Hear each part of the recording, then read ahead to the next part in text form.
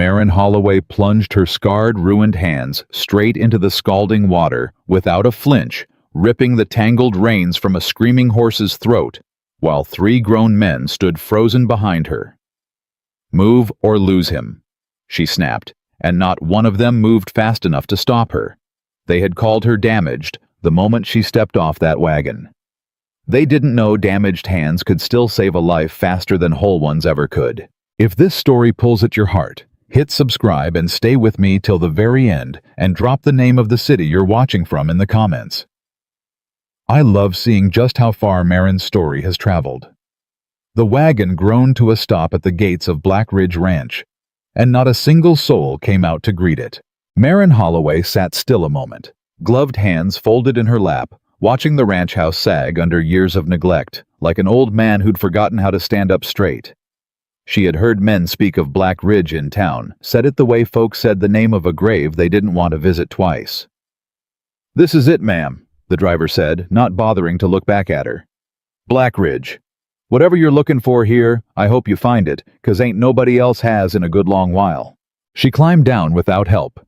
Her boots hit the dirt hard, and the impact traveled up through her legs and settled somewhere in her chest, a reminder that she was really here, that there was no wagon left to carry her back to wherever she used to be. 3 ranch hands stood near the barn, arms crossed, watching her the way men watch a stray dog that's wandered too close to supper. "That her?" one of them muttered. "The new housekeeper. That's her," said another older gray stubble on his jaw, spitting into the dirt. "Heard she can't hardly hold a knife proper." Marin heard every word. She always heard every word. She had learned a long time ago that pretending not to hear was its own kind of armor. She reached up and pulled back her sleeve, not far, just enough that the burn scars crawling across the backs of her hands caught the afternoon light. Twisted pink and white ridges permanent as scripture. She didn't hide them. She never had. Hiding gave people permission to whisper. Showing gave them nothing to imagine. "Lord have mercy," the younger one breathed. "What in the world happened to her?" "Ain't polite to ask," the older one said, though his tone said he was plenty curious himself. The foreman came around the corner of the barn, then a broad man named Otis Bragg, with a mustache that looked like it had opinions of its own. He looked Marin over slow from her travel-worn gray dress to her scarred hands to the trunk still sitting untouched in the wagon bed. "You're the one Mr. Calloway hired," he said. It wasn't a question. "I am," Marin said. "Marin Holloway. Ain't never seen a housekeeper with hands like that." "You have now." Otis's mustache twitched, unsure whether to be amused or offended. "Reckon you'll last about a week before you go running back to wherever you came from." "Reckon you're wrong," Marin said, and picked up her own trunk before anyone offered to help her with it. She heard them laughing behind her as she walked toward the house. She did not turn around. The door to the main house opened before she reached it, and a man stepped out onto the porch. Tall, tired-looking, with the kind of eyes that had seen too many bad seasons in a row. Wade Calloway. She recognized him from the description in the letter, though the letter hadn't mentioned the deep lines carved into his face, or the way his shoulders sat like they were carrying something heavier than they should. "Ms. Holloway," he said, tipping his hat. "Didn't expect you so soon. The stage made good time." He looked at her a long moment, not rude, not cruel, just careful like a man who'd been burned by hope before and wasn't eager to be burned again. His eyes drifted just briefly to her hands. He didn't say anything about them. She gave him credit for that. "I won't lie to you," Wade said. "This ranch is in a state. Housekeeper before you left 3 months back, and nobody's had the stomach to fix what she left broken. Kitchen's a disaster, staff scattered thin, and I got—" He stopped himself, jaw tightening. "I got other troubles besides." "I didn't come here expecting comfort, Mr. Calloway." "No," he said slowly, studying her. "Reckon you didn't." A woman's voice called from inside, sharp, frazzled. "Wait, if that stew burns one more time, I swear I'll set fire to the whole kitchen myself and be done with it." Wade winced. "That'd be best." She's been holding things together best she can, but she ain't a cook, and she'll tell you so herself. He gestured toward the door. Kitchen's yours if you want it. God knows somebody needs to want it. Marin stepped past him into the house.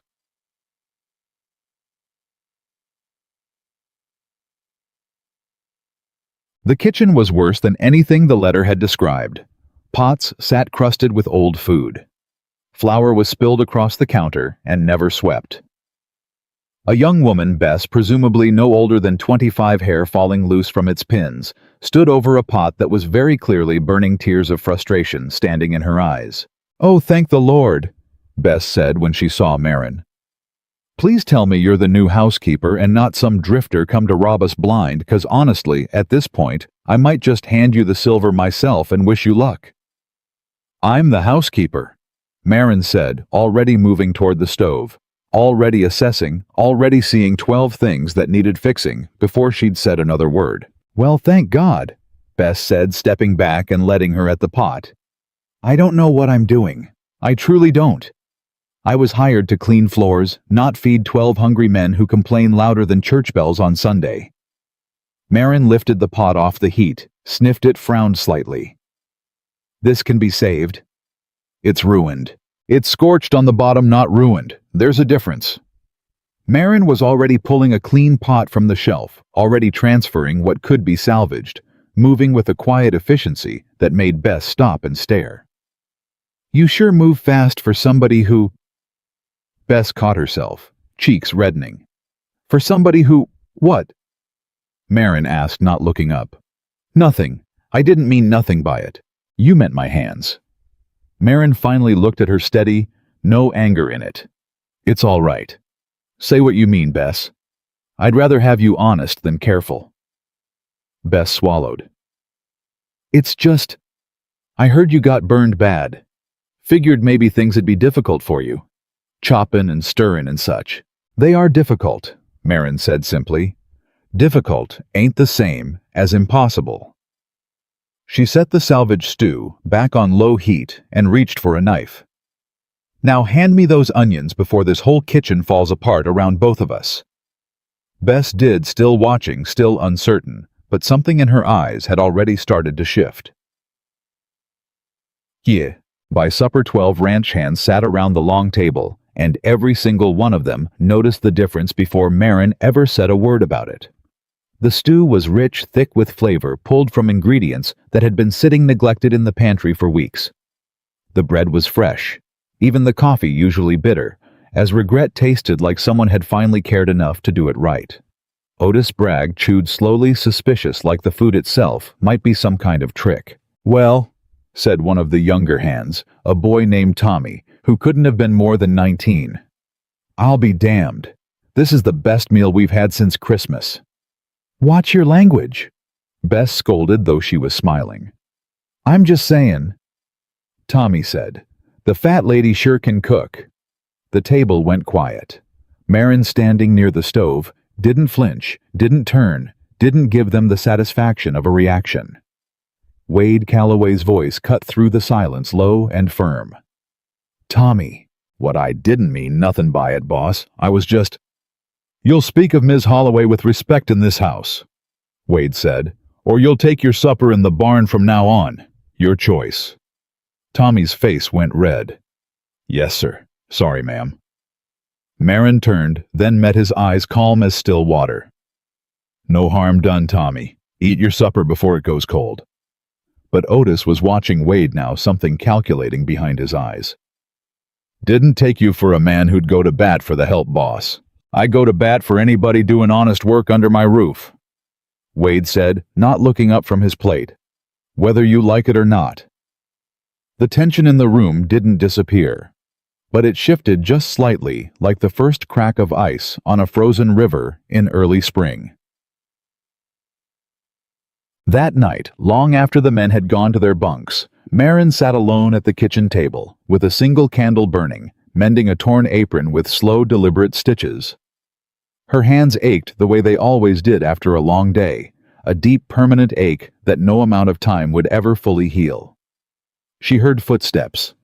Wade Calloway stood in the doorway, hat in hand, looking like a man who wanted to say something and didn't quite know how to start, and said, not looking up, "At supper, defending me." "Wasn't defending you," Wade said. "Was defending decency. There's a difference." Marin allowed herself the smallest smile. "Funny. I said near the same thing to Bess earlier." Wade stepped further into the kitchen, glancing at her hands as she worked the needle. "Don't mean to pry, but a woman doesn't get hands like that from an ordinary life." Marin's needle paused just for a moment, then continued. "No," she said quietly. "She doesn't."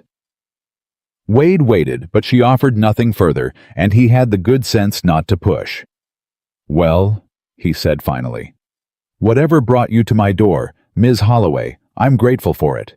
This house has needed somebody like you, longer than I care to admit." "Your troubles," Marin said, setting down her mending. "The ones you mentioned earlier. Care to tell me what they are, Mr. Calloway, or should I go on guessing?" Wade's jaw tightened. He was quiet a long moment, weighing something behind his tired eyes. "There's a man in town," he said finally. "Name of Silas Pruitt. Runs the bank, holds paper on half the ranches in this county, including mine.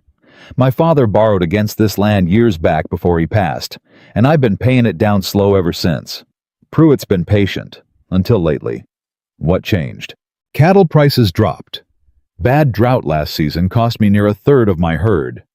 I'm behind on the note, and Pruitt knows it." Wade's voice was low, bitter.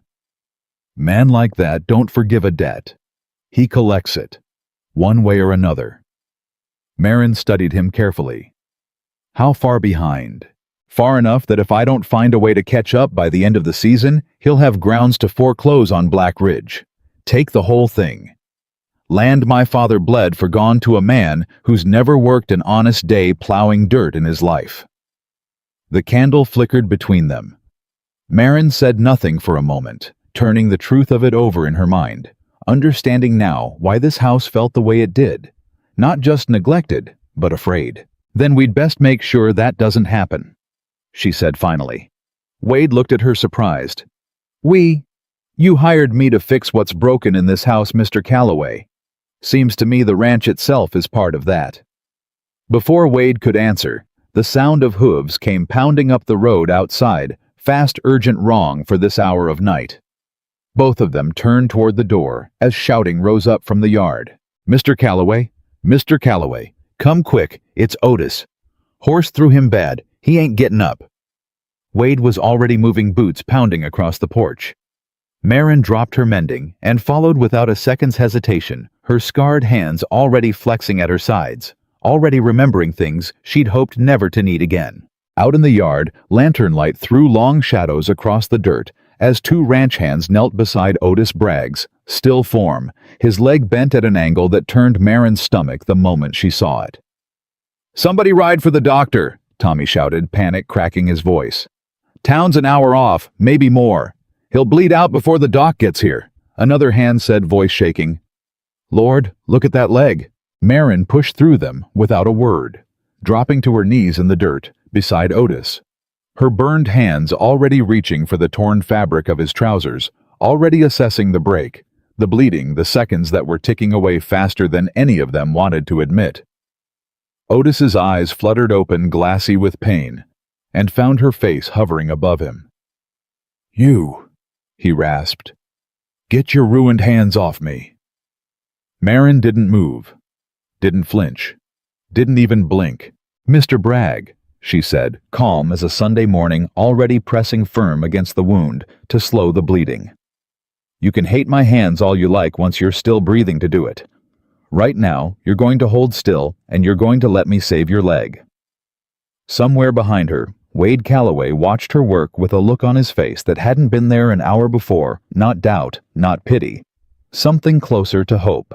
Otis Bragg's hand shot out and gripped Marin's wrist hard enough to bruise his fingers, digging into scarred skin that had already forgotten what pain like this felt like from the outside. "Get away from me," he growled, teeth clenched against the agony radiating up from his shattered leg. "I don't need no housekeeper playing doctor on my bones." "You need somebody, Mr. Bragg," Marin said, not pulling her wrist free, not raising her voice. "And right now I'm the only somebody within an hour's ride. So you can hold my wrist all night if it makes you feel better, but you're going to let go of it eventually, and when you do, I'm going to set this leg before it swells past saving." Tommy hovered behind her lantern, shaking in his grip. "Ma'am, are you sure?" "I'm sure," Marin said. "Hold that light steady, Tommy, or put it down and let somebody else hold it." The boy steadied himself, jaw tight, eyes wide with a fear he was too young to hide well. Wade Calloway dropped to his knees on Otis's other side, his voice low and urgent. "Otis, let her work. You've known me 11 years. Have I ever once let anybody near you I didn't trust?"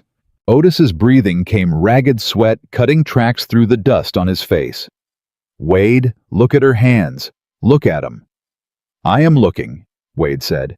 "And I watched those hands stop your bleeding faster than any man on this ranch could have managed. Now let her finish, or so help me, I'll hold you down myself." Otis's grip loosened, not from trust, but from pain, finally winning the argument his pride had been losing. Marin didn't waste the moment. She pressed her palm flat against his shin, feeling for the break beneath torn muscle and swelling flesh, her face a mask of total concentration. "This is going to hurt worse before it hurts less," she said. "I need you to bite down on something, Mr. Bragg, and I need you to hold still no matter what your body tells you to do. Just do it," Otis bit out. "Do it before I change my mind." Marin nodded once to Tommy. "Belt, give him something for his teeth." Tommy fumbled his belt off and folded it, pressing it between Otis's jaws with trembling hands. Otis bit down hard, eyes squeezed shut, chest heaving. Marin's hands moved with a precision that silenced every doubting whisper that had followed her since she'd stepped off that wagon.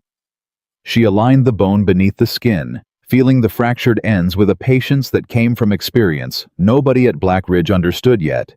And when the moment came to set it, she didn't hesitate, didn't flinch, didn't give Otis a single second of warning that might have let his body tense up wrong. The sound that came out of him was muffled by leather and pride, a sound like a man losing an argument with his own bones. His back arched off the ground, and then just as suddenly, he went slack, breath rushing out of him in short, exhausted gasps. "Good," Marin murmured, already reaching for the strips of cloth Bess had run out with, moments before wrapping the leg tight against a splint, fashioned from a broken axe handle someone had thought to grab. "That's good, Mr. Bragg. The worst of it's over." "Feels like the worst of it just started," Otis rasped around the belt, spitting it out. Finally, sweat dripping off his chin. "Pain lies to you," Marin said simply, tying off the last strip. "It always says it's worse than it is right up until it starts getting better." Wade watched her hands moving steady even now, even after everything they'd just done, and something in his chest shifted that he didn't have words for yet. "Will he keep the leg?" he asked quietly. "He'll keep it," Marin said. "Might not sit a horse the same for a few months, but he'll keep it provided he doesn't try to walk on it before it's ready, and provided infection doesn't set in." She looked directly at Otis then. "Which means you're going to do exactly as I tell you for the next several weeks, whether you like taking orders from these hands or not." Otis stared at her chest, still heaving something unreadable moving behind his pained eyes. "Ma'am," he said finally. Voice hoarse. "I don't rightly know what to make of you." "You don't have to make anything of me tonight," Marin said, rising, brushing dirt from her skirt, with hands that had just saved a man's leg in the dark by lantern light. "Tonight you just need to sleep and let that bone start knitting." They carried Otis inside on a door, pried loose from the tool shed, laying him across his own bunk in the hands' quarters, while the rest of the men stood in the doorway, quiet in a way they hadn't been quiet all evening. Tommy lingered longest, staring at Marin like he was seeing something for the first time that had been standing right in front of him the whole night. "Ma'am?" he said, catching her arm gently as she turned to leave. "What I said at supper, about you being—" He swallowed. "It was a fool thing to say. I'm sorry for it." Marin studied him a moment, the exhaustion of the last hour finally starting to show at the edges of her composure. "Apology accepted, Tommy. Now go check on him through the night. Wake me if his fever climbs." "Yes, ma'am." He hesitated. "And Thank you. For what you did out there. She nodded once and left him to his watch. Wade caught up to her against skin still flushed from adrenaline. Neither of them had fully burned off yet. You never told me you had doctoring in you, he said. You never asked. I'm asking now. Marin stopped at the porch railing, looking out at the dark shapes of the barn and the corral beyond the moon, throwing pale light across land that had clearly seen better years. There's a difference between doctoring and knowing enough to keep a man from dying before real help arrives. I know the second kind. Learned it the hard way, same as I learned most everything I know. The hard way, Wade repeated. That where the burns come from. Marin's hands tightened on the railing, scars catching moonlight twisted ridges of pink and white that told half a story and hid the rest. Mr. Calloway. Wade, he said. If you're going to save my foreman's leg in the middle of the night, seems foolish for you to keep calling me Mr. Calloway. Something almost like a smile touched the corner of her mouth. Wade? It's late and it's not a story that gets shorter the more I tell it. Ask me again some other night when we've both got the strength for it. He studied her for a long moment, and to his credit, he didn't push. Fair enough, but I'll be asking again. I expect you will. He turned to go back inside, then paused. Ms. Holloway. For what it's worth tonight, you didn't just save Otis's leg. You proved something to every man on this ranch that I've been trying to prove to them myself for 2 years running. What's that? That grit don't care what a person looks like carrying it. He left her standing there, with that the words settling into her chest, like a small warm coal against the cold. Word of what happened traveled through Black Ridge faster than any fire could have. By the time the sun rose the next morning, every hand on the property had heard some version of the story, some embellished, some understated, but all of them ending the same way the new woman with the ruined hands had saved Otis Bragg's leg in the dark, with nothing but instinct and steady nerves. Bess found Marin in the kitchen before dawn, already up, already working dark circles under her eyes, the only sign of the sleepless night behind her. You should be resting, Bess scolded, though there was a new warmth in her voice that hadn't been there the day before. After what you did last night, Lord, I'd have been useless for a week. Men still need breakfast, Marin said, cracking eggs into a bowl with hands that moved slower than usual, but moved just the same. Otis needs broth, something easy on his stomach while his body works on healing that leg. I'll make it, Bess offered quickly. You sit, just this once. Marin looked at her, surprised by the offer, and something loosened in her chest that had been wound tight since the wagon first rolled through the gate. All right, she said. Just this once. Bess busied herself at the stove, glancing back every few moments, like she still couldn't quite believe what she'd witnessed the night before. Everybody's talking about it, she said. Even Otis and that man don't hand out compliments to nobody, not even himself. What's he saying? Says you've got hands steadier than the town dock burns and all. Bess hesitated, cracking another egg. Ma'am, can I ask you something? And you don't gotta answer if it's too personal. Ask. How'd you learn all that, the doctoring, I mean? Ain't something a housekeeper just knows. Marin was quiet a long moment, staring down at her own hands resting on the table scars, catching the pale early light through the window. I had a husband once, she said finally, voice even careful. Ranch not unlike this one out past the territory line. There was a fire. Barn fire started from a lantern that got knocked in the hay during a bad storm. Bess went still at the stove listening. I got him out, Marin continued. Got him out and got burned doing it, and spent the better part of 2 years after that nursing broken men and animals back to health because there wasn't a doctor for 80 miles and somebody had to learn how. She looked up, meeting Bess's eyes. That's where the hands come from, and that's where the doctoring comes from. Same fire, same night. Your husband, Bess said softly. Did he? He lived, Marin said. For a while. She left it there, and something in her face closed the door on the rest of the story, as firmly as if she'd shut it with her hand. Bess didn't push, though her eyes shone with questions she was too kind to ask. I'm sorry, she said quietly. For whatever happened after. Don't be sorry, Marin said, standing, moving back toward the stove despite Bess's earlier insistence. Sorry doesn't cook breakfast, and these men will be hungry within the hour. Wade Calloway rode out before sunrise to check the herd, but his mind wasn't on cattle. It was on the conversation from the night before, on the story Marin Holloway had promised him, and not yet delivered, on the strange, steady calm she carried like armor, forged from something far more painful than the fire that had scarred her hands. He found his thoughts interrupted by the sight of a rider approaching from the main road, a rider he recognized immediately, and whose presence never once brought good news. Silas Pruitt sat his horse like a man who owned every acre beneath its hooves, which Wade reflected bitterly wasn't far from the truth. Pruitt was lean, sharp-featured, dressed finer than any banker had a right to dress out here on the frontier, his black coat immaculate despite the dust of the road. Calloway, Pruitt said, reining up beside him with the easy confidence of a man accustomed to being feared rather than liked. Didn't expect to find you out here so early. Thought a man behind on his note might be busy counting what little he's got left. Pruitt. Wade's jaw tightened. You're a long way from your desk. Came to check on my investment, Pruitt said, smiling thinly. Word travels fast, Calloway. Heard your foreman took a bad fall last night. Heard some new housekeeper of yours patched him up like a trail surgeon. He tilted his head, eyes narrowing with something between curiosity and contempt. Big woman. Burned hands.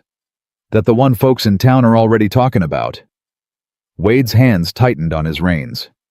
Word travels fast for gossip that ain't none of your business. Everything about this ranch is my business, Calloway, seeing as how I hold paper on most of it. Pruitt's smile didn't waver, but his voice sharpened at the edges. You're 60 days behind on your note. I've been patient, more patient than I've been with any other man in this county on account of the respect I had for your father. But patience runs a course, same as everything else. I'll have the payment, Wade said, though the words tasted like a lie even as he spoke them because he didn't know how, not with the herd thinned by drought and the season already half spent. See that you do, Pruitt said, because come the end of this season, if that note ain't current, I'll have no choice but to call it in full. And we both know, Calloway, that you don't have anywhere near what it'd take to pay it all at once. He gathered his reins, turning his horse back toward the road, then paused. This new woman of yours, the one with the ruined hands. You'd do well to remember that miracles don't pay debts no matter how steady her stitching hand might be. He rode off before Wade could answer, leaving him alone on the ridge with a knot of dread tightening in his stomach that had nothing to do with cattle and everything to do with a house full of people who had finally started to believe things might be getting better. By the time Wade returned to the ranch house, the mood inside had shifted into something he hadn't seen in longer than he cared to admit. The kitchen smelled of fresh bread and simmering broth. Otis sat propped up in a chair someone had dragged from the parlor leg, elevated on a stack of folded blankets, grumbling about being fussed over even as he accepted a bowl from Bess's hands without further complaint. Marin moved through it all with a quiet authority that hadn't been there 4 days ago, directing Tommy to fetch more firewood, instructing Bess on how to properly render lard for the week's baking, checking Otis's splint with careful practiced fingers. Boss, Otis said when Wade walked in, his voice gruffer than usual, but missing the edge of contempt it had carried before. This woman's got me eating broth like I'm 90 years old. Sounds like she's keeping you alive same as last night, Wade said. Otis grunted, but didn't argue further, and Wade caught something in the old foreman's eyes that looked suspiciously like gratitude, wrapped up in too much pride to say so directly. Marin looked up from checking the splint, reading something in Wade's expression that told her the morning hadn't gone as smoothly for him as it had for the rest of the house. You look like a man who swallowed bad news, she said. Ran into Pruitt on the ridge. The kitchen went quiet. Even Otis stopped chewing. What did he want? Marin asked, though her tone made clear she already suspected the answer. What he always wants. Money I don't have and a deadline I can't meet. Wade rubbed a hand over his face, exhaustion settling into every line of it. 60 days behind. Come season's end if I ain't caught up, he calls the whole note. How much is the note? Marin asked. Wade hesitated. It wasn't a question he was accustomed to answering, least of all to a housekeeper he'd known less. But something about the steadiness in her eyes, the same steadiness that had set Otis's bone in the dark without flinching, made him answer anyway. Enough that I don't sleep easy most nights, he said. Enough that losing a third of my herd to drought last season might have cost me this whole ranch. Marin was quiet a moment, turning the number over, calculating something behind her steady eyes that Wade couldn't quite follow. Then we'd better find a way to make this season count, she said finally. Because a house this close to falling apart doesn't need a miracle, Mr. Calloway. It needs organization and hard work, and somebody willing to fight for it instead of just surviving it. You make it sound simple. It isn't simple, Marin said, but it isn't impossible either, and I've seen impossible up close. This isn't it. Otis, still working through his broth, glanced between the two of them with an expression that suggested he was starting to understand something about this ranch's future that he hadn't understood the week before. Ked. The days that followed moved with a rhythm Blackridge hadn't felt in years. Marin rose before the sun and didn't stop until well after it set, and the changes she brought weren't loud, but they were undeniable. She reorganized the pantry from top to bottom, teaching Bess how to stretch supplies further than anyone believed possible, how to preserve meat and vegetables against the coming winter, how to run a kitchen like it was the beating heart of the whole operation rather than an afterthought nobody wanted to manage. She checked on Otis twice daily, changing his dressing, watching for fever, teaching Tommy enough basic care that he could assist her when her own hands grew too tired to manage alone. And slowly the whispers that had followed her from the wagon began to change shape. Never seen anybody run a kitchen like that. One of the older hands, a weathered man named Silas Green, no relation to the banker, though the shared name had drawn its share of dark jokes, admitted over supper one evening. My own mother didn't stretch a winter's stores half as well. She's got Otis walking on that leg already, Tommy added, practically bragging on her behalf now. All traces of his earlier cruelty long since replaced with something closer to admiration. Doc in town said it'd take twice as long to heal as it has. Fat lady sure knows her business, Silas Green said, and though the words carried an echo of the same crude edge Tommy had used days before, something in his tone had shifted, less mockery, now more grudging, reluctant respect, dressed up in old habits of speech that hadn't quite caught up to the change in his heart. Marin, standing near the stove as always, said nothing, but Wade noticed the way her shoulders sat a little straighter when she heard it, the way something in her carefully guarded composure allowed itself just slightly to soften. It was on the 8th night after her arrival that the second crisis found Blackridge, and this one wore a face far more dangerous than a broken leg. Marin woke to the smell of smoke. She was on her feet before her mind fully caught up to her body, moving through the darkened house with the same instinctive urgency that had once years ago sent her running into a burning barn without a second thought for her own safety. The smell grew stronger as she moved toward the kitchen, and when she threw open the door, she found flames already climbing the wall behind the stove, catching hungrily on dry wood and old grease that hadn't been properly cleaned in longer than anyone could remember. "Fire!" she shouted, voice cutting through the sleeping house like a blade. "Fire in the kitchen!" The house erupted into chaos within seconds. Wade came pounding down the stairs half-dressed, Bess screaming behind him.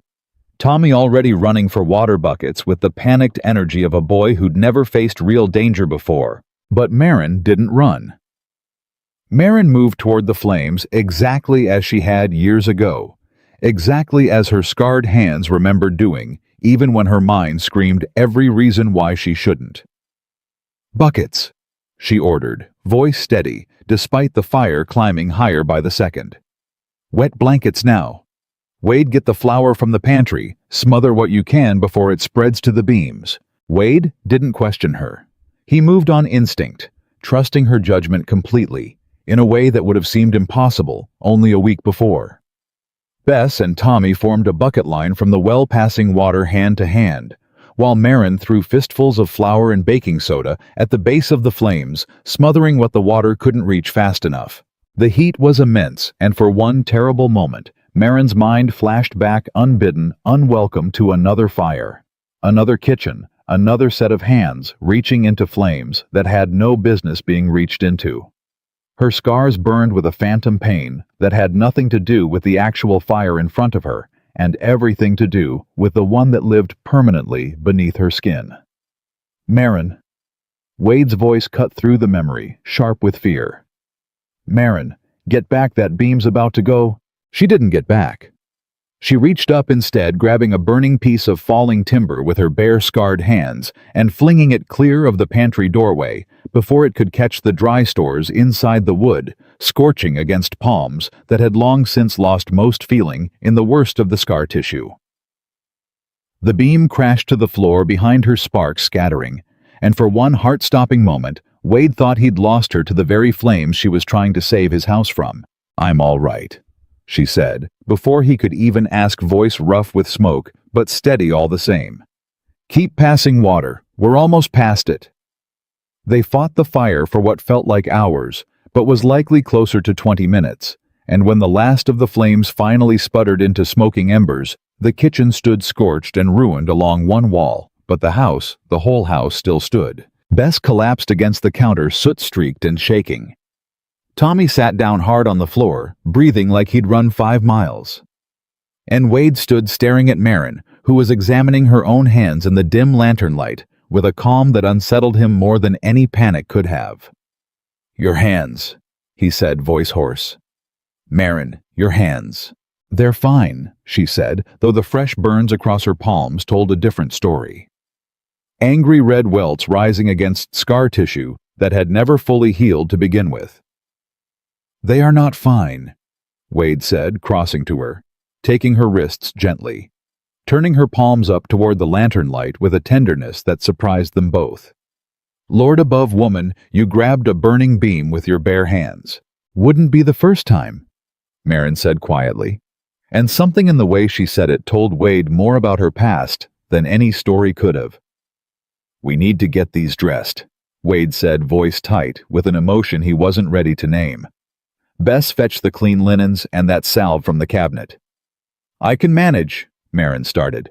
"You just saved this whole house from burning to the ground," Wade said, firm in a way she hadn't heard from him before. "And now you're going to let somebody take care of you for once, whether you're used to it or not." Marin opened her mouth to argue, then closed it again. Something in his eyes making the fight go out of her all at once. "All right," she said softly. "Just this once." He tended her hands himself, kneeling beside her chair, with careful, deliberate movements, wrapping fresh linen over burns, layered on top of old scars, and neither of them spoke much during it. But something passed between them, in that silence that neither one was ready to put a name to, yet something that had nothing to do with debts or ranches, or the fire that had nearly taken everything and everything to do with two broken people, slowly, cautiously learning how to trust again. "Thank you," Wade said finally, tying off the last bandage, "for everything you did tonight. This house would have burned to nothing if you hadn't smelled that smoke." "You'd have smelled it eventually," Marin said. Eventually might have been too late. He held her bandaged hands a moment longer than necessary before releasing them. "Black Ridge owes you a debt it can't ever properly repay, Ms. Holloway." "Marin," she said quietly, "after everything tonight, I think we're well past Ms. Holloway." Something warm flickered behind Wade's tired eyes. "Marin," he repeated like he was testing the shape of her name for the first time. "All right then. Marin." The morning after the fire, Otis Bragg hauled himself up on his crutch and made his way slow and determined into the scorched remains of the kitchen, where Marin was already assessing the damage sleeves rolled up over freshly bandaged hands. "Ma'am," he said, and something in his tone had shed the last of its old contempt entirely. "Heard what you did last night. Pulled a burnin' beam out with your bare hands to save this house. Anybody would have done the same?" Marin said, not looking up from her work. "No," Otis said firmly. "Anybody wouldn't have. Most folks freeze up when the fire gets that bad. Most folks run." He shifted his weight on the crutch, wincing slightly. "I owe you my leg, and now this whole ranch owes you its roof. I was wrong about you, Ms. Holloway. Wrong from the first minute you stepped off that wagon, and I ain't too proud to say it to your face." Marin finally looked up, studying the old foreman's weathered features, seeing genuine humility there, where once there had only been suspicion. "Apology accepted, Mr. Bragg. Though you don't owe me pretty words. You've already thanked me plenty just by letting me set that leg without a fight." "I fought you plenty," Otis said, the ghost of a smile tugging at his mustache. "You just didn't let it slow you down none." "No," Marin agreed. "I don't generally let much slow me down." Otis nodded slowly, something settling in his expression like a decision long overdue finally being made. "For what it's worth, ma'am, you've got my respect. Full and complete, no conditions attached. And you'll have every man on this ranch falling in line right behind me, or they'll answer to me about it." He turned and hobbled back out on his crutch, leaving Marin standing alone in the scorched kitchen with something warm blooming in her chest that she hadn't allowed herself to feel in a very long time. The quiet, hard-won sensation of belonging somewhere, even if just a little, even if it had taken fire and blood and broken bones to get there. But peace at Black Ridge never lasted long, and it was only 2 days later that Wade rode back from town with a look on his face that told Marin before he'd even dismounted that trouble had found them again. "Pruitt knows about the fire," he said, swinging down from his horse jaw tight with barely contained fury. "Whole town's talking about it.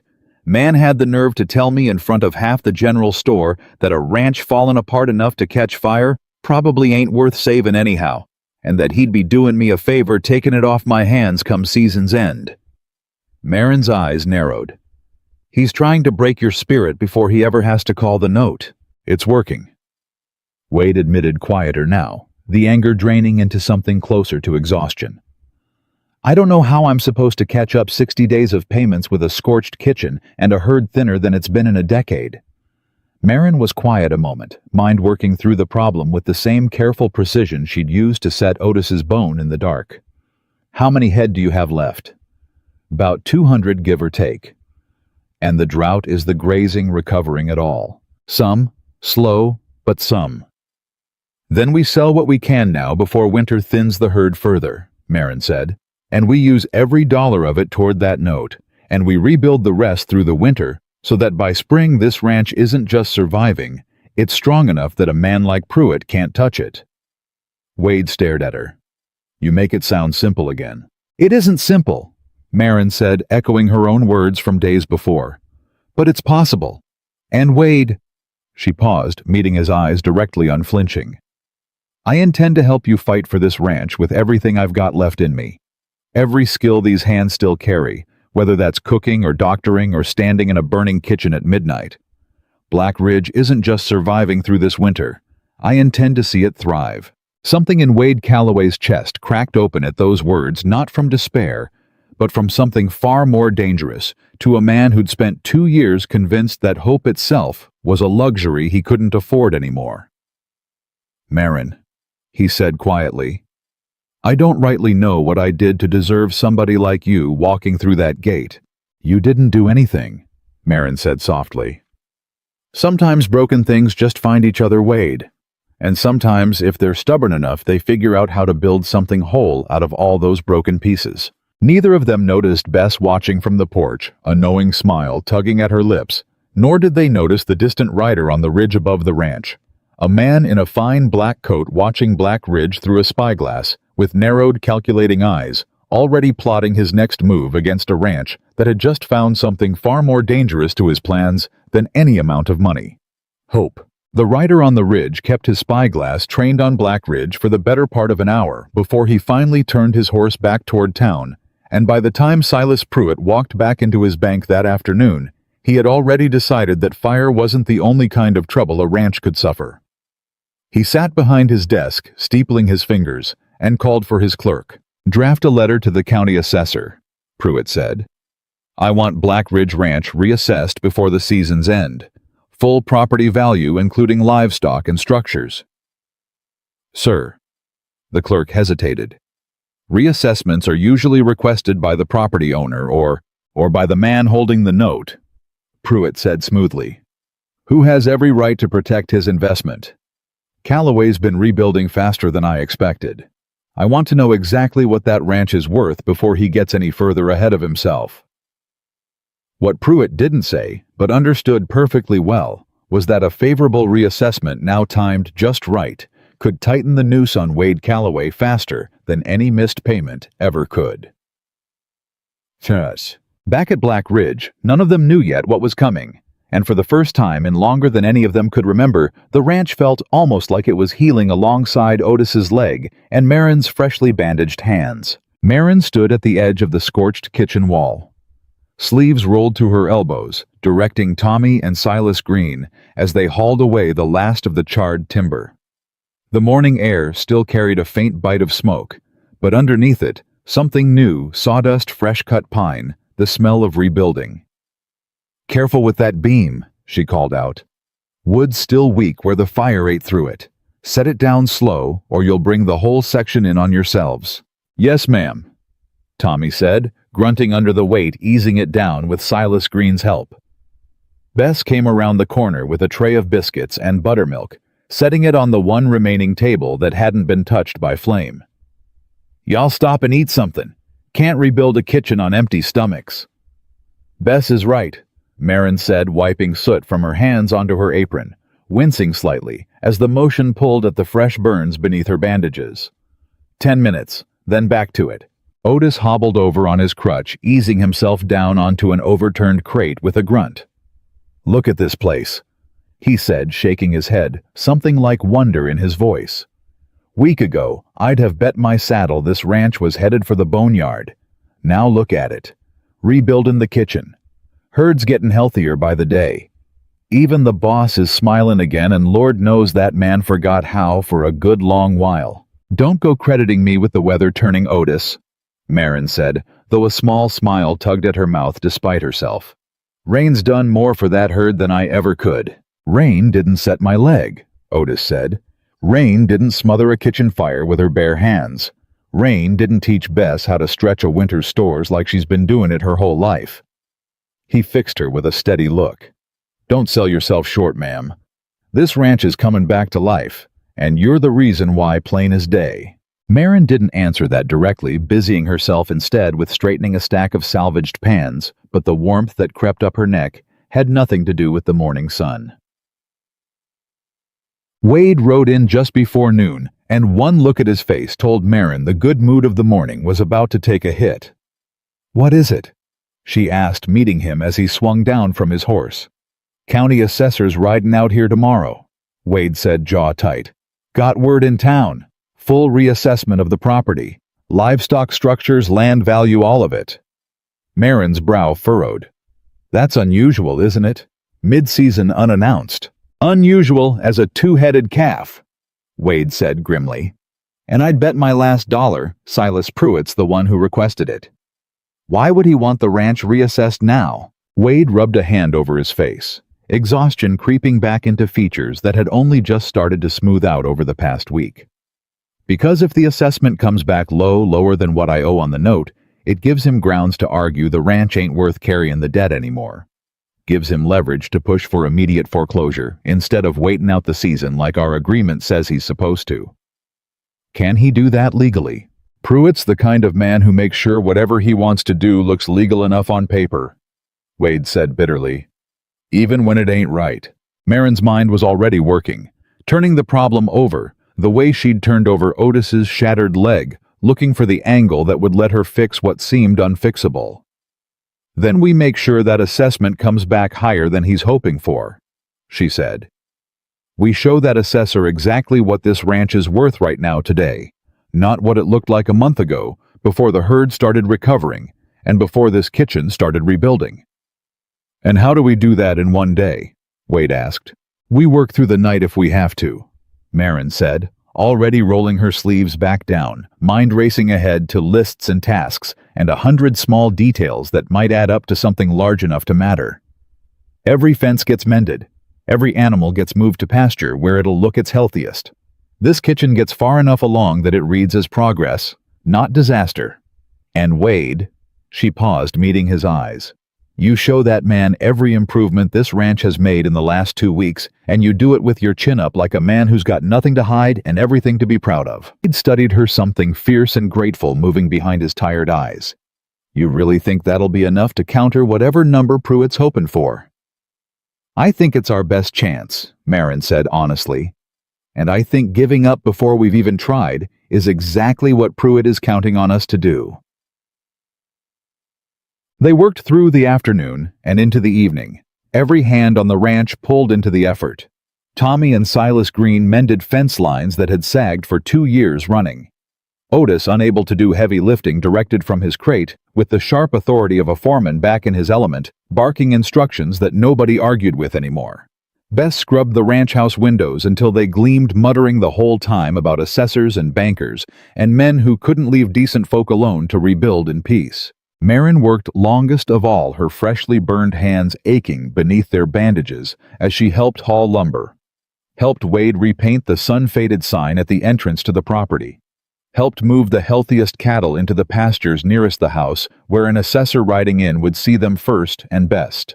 By the time the sun dropped low over the ridge, Black Ridge Ranch looked like a different property than the one Marin had arrived to 2 weeks before. Not perfect, not fully healed, but alive in a way it clearly hadn't been in a very long time. Wade found her sitting on the porch steps as full dark settled in exhaustion, written in every line of her body, hands cradled in her lap like she was afraid to move them. "You should let me look at those," he said, sitting down beside her without asking permission, reaching gently for her wrists. "They're fine." "They're not fine, and we both know it." He unwrapped the bandages, carefully revealing skin that had reddened and blistered further from the day's hard labor, layered over injuries not yet healed. "Marin, you can't keep pushing through pain like this ain't happening to you." "If I stop pushing through it, Wade, it wins," she said quietly, and something in her voice cracked just slightly, the exhaustion of the day finally wearing through her careful composure.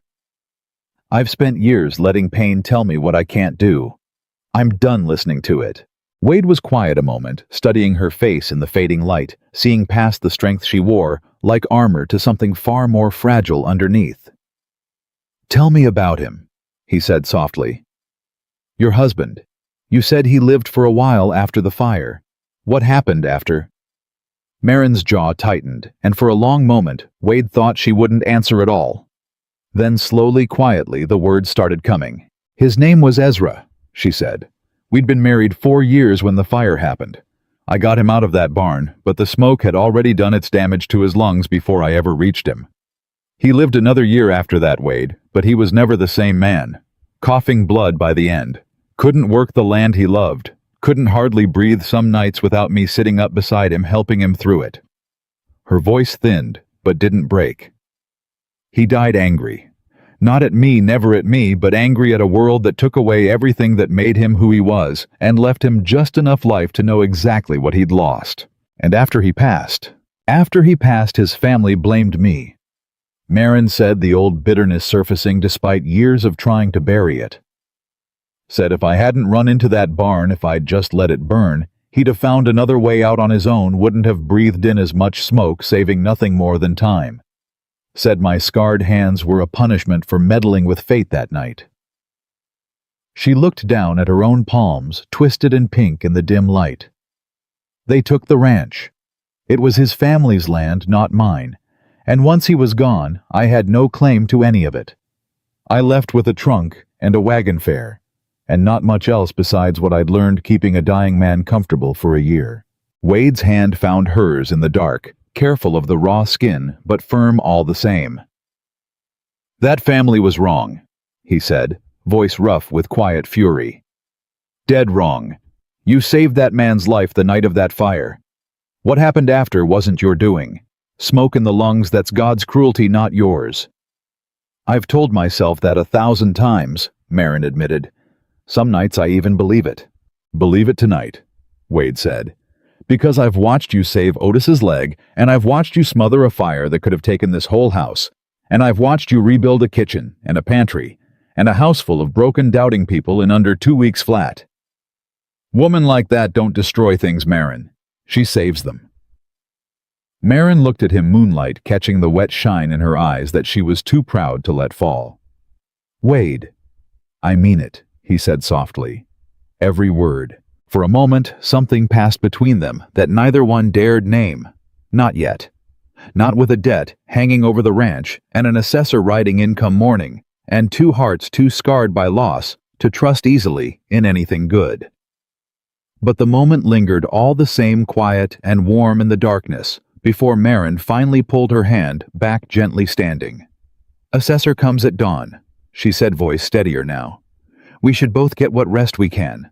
Wade nodded, rising with her. "Marin, thank you. For tonight, for telling me. I know that wasn't easy." "Nothing worth having ever is," she said, and left him standing alone on the porch, with a heart that had started cautiously, dangerously, to hope for something more than just saving a ranch. The assessor arrived precisely at dawn, a thin, unremarkable man named Elias Whitford, who carried himself with the careful neutrality of someone accustomed to being disliked no matter what number he wrote down. He rode a mule, rather than a horse, carried a leather satchel stuffed with ledgers and measuring tools, and said very little as Wade led him across the property, pointing out repairs and improvements with a confidence Marin had coached into him the night before. "Fence line's been fully mended along the eastern pasture," Wade said, gesturing toward taut, fresh-cut wood, gleaming pale against the older weathered posts. "Herd's up to 212 head counting the calves born this spring. Grazing's recovering well despite last season's drought." Whitford made notes without comment, his expression giving away nothing. "And the kitchen fire," he said, finally glancing toward the ranch house. "I understand there was significant structural damage just this past week." "Rebuilding already underway," Wade said, leading him toward the house where fresh lumber stood stacked and half the wall already reframed. "Ought to be fully restored within the fortnight." Marin stood near the doorway, watching the assessor's face, carefully trying to read whatever calculations moved behind his neutral expression. She caught his eyes drifting briefly to her bandaged hands, then away, professional courtesy, keeping his curiosity in check. "Ms. Holloway," Wade said, "keeps this house running. You'll find the pantry stocked better than most ranches twice this size thanks to her work these past 2 weeks. Whitford nodded, made another note, and moved on without further comment, leaving Marin to wonder whether anything they'd done had made the slightest difference to whatever number he would eventually write on his official ledger. The assessment took most of the morning. Whitford methodically working his way through every structure, every fence line, every head of cattle, his silence stretching longer and more unnerving with each passing hour. By the time he finally packed up his satchel and prepared to ride back to town, the entire household had gathered on the porch, watching with a tension that made the air feel thick enough to cut. "Mr. Calloway," Whitford said, mounting his mule, "I'll have my official report filed with the county within the week. I will say this much, I've assessed a great many properties in financial distress over the years, and few of them showed the kind of active recovery I've witnessed here today. Whatever's changed at Black Ridge these past weeks, it's changed for the better, and my report will reflect that honestly." He tipped his hat and rode off, leaving the porch full of people who didn't quite dare to breathe easy yet, but who allowed themselves for the first time in days a small flicker of real hope. "Well," Otis said, breaking the silence first, "reckon that's about as good as we could have hoped for." "Don't count chickens yet," Wade said, though the ghost of a smile played at his mouth despite his caution. "Pruitt's got ways of twisting even good news into bad." But Marin, standing beside him, felt something settle in her chest that hadn't been there since she'd first stepped off that wagon 2 weeks before, the fragile, dangerous, wonderful feeling of a fight actually being winnable. That feeling lasted exactly 3 days. It was Bess who brought the news, running breathless into the kitchen where Marin was elbow-deep in bread dough, her face pale with an urgency that made Marin's stomach drop before a single word left her mouth. "Marin," Bess gasped. "There's a rider coming up the road. Fancy black coat. I think it's him. I think it's Pruitt himself." Marin wiped her hands on her apron and moved to the window, watching the approaching rider with narrowed eyes. Sure enough, Silas Pruitt sat his horse with that same infuriating confidence, flanked by another man Marin didn't recognize, dressed in a dark suit that marked him as some kind of official, rather than a ranch hand. Wade came out of the barn just as Pruitt reined up in the yard, and Marin watched the tension settle immediately into his shoulders, the hard-won ease of the past few days evaporating in an instant. "Pruitt," Wade said, voice guarded. "Didn't expect a visit." "Calloway." Pruitt dismounted with unhurried precision, gesturing toward his companion. "This is Mr. Aldous Finch from the County Records Office. Thought it best he accompany me today, given the nature of what I've come to discuss." Marin stepped out onto the porch, drying her hands on her apron, standing close enough to Wade that her presence alone seemed to steady something in his posture. "Say what you came to say, Pruitt," Wade said. Pruitt's smile was thin and cold. "I received the assessor's report yesterday. Very favorable, I must say, for you. Property values up nearly 20% from the last assessment, mostly on account of herd recovery, and curiously, some rather extensive repairs made in a remarkably short window of time." His eyes flicked briefly to Marin, something calculating and unpleasant moving behind them. "Almost as though somebody knew I was coming and made sure the ranch looked its best for company. Ranch improvements ain't a crime," Wade said. "Last I checked, working hard to keep up my own property is exactly what a rancher's supposed to do." Of course," Pruitt said smoothly. "No crime at all, merely interesting timing." He reached into his coat and produced a folded document, holding it out toward Wade. "Which is why I've had Mr. Finch here look a bit deeper into the original loan documents your father signed all those years back. And wouldn't you know it, we found something rather troubling." Wade took the document, unfolding it with visibly shaking hands, scanning the dense legal language with growing confusion. "What is this?" "A discrepancy," Finch said, speaking for the first time, his voice thin and reedy. "In the original property boundaries recorded at the time your father took out the loan. Seems the eastern grazing pasture, the one you've been using for near 15 years now, was never properly included in the original deed. A clerical oversight most likely, but a significant one." "What are you saying?" Wade demanded. "I'm saying," Pruitt cut in, unable to hide the satisfaction creeping into his voice, "that a full quarter of the land you believe belongs to Black Ridge Ranch may not in fact be legally yours at all. Which changes the total value of the property held against your note quite significantly. Which means, Calloway, that even with your recent improvements, you may find yourself considerably further behind than you thought." The porch went dead silent. Marin felt Wade go rigid beside her, felt the full weight of this new blow land on shoulders that had only just started to straighten under the promise of better days ahead. "That's not possible," Wade said, voice tight with barely controlled fury. "My father grazed that land for 15 years without a single complaint from anybody, including your bank." "Regardless," Pruitt said, tucking his gloved hands behind his back, "the discrepancy exists on paper, and paper Calloway is what courts and banks concern themselves with. I'd suggest you have your own lawyer review the original deed, though I doubt you'll find anything to contradict Mr. Finch's findings. He's quite thorough." Marin stepped forward before Wade could respond, her voice sharp and clear. "This discrepancy, if it exists at all, has sat unquestioned for 15 years. Seems mighty convenient that it surfaces now right when this ranch finally starts showing signs of recovery." Pruitt's eyes turned to her cold and assessing. "And you would be Marin Holloway. I keep this house." "Ah." Something ugly flickered behind Pruitt's expression, quickly smoothed over. "The famous housekeeper, the one who's apparently been saving lives and putting out fires since the day she arrived." His tone carried an edge of mockery that made Marin's spine stiffen. "Tell me, Ms. Holloway, and all your talents, did you happen to study land law as well? Because I assure you, this discrepancy is quite real and quite documented. I don't need to study land law to recognize a man manufacturing trouble where none existed a week ago," Marin said, evenly refusing to let his condescension land. Pruitt's jaw tightened, the first crack in his composed exterior. "Careful, madam. Accusing a banker of manufacturing legal documents is a serious charge." "Then produce the original deed," Marin shot back. and let an independent lawyer confirm your discrepancy is genuine rather than something conveniently discovered the same week your foreclosure timeline started looking shaky. For a moment, something like genuine anger flashed across Pruitt's face before he mastered it back into cool control. You'll have your chance to review the documents, Calloway, through proper channels.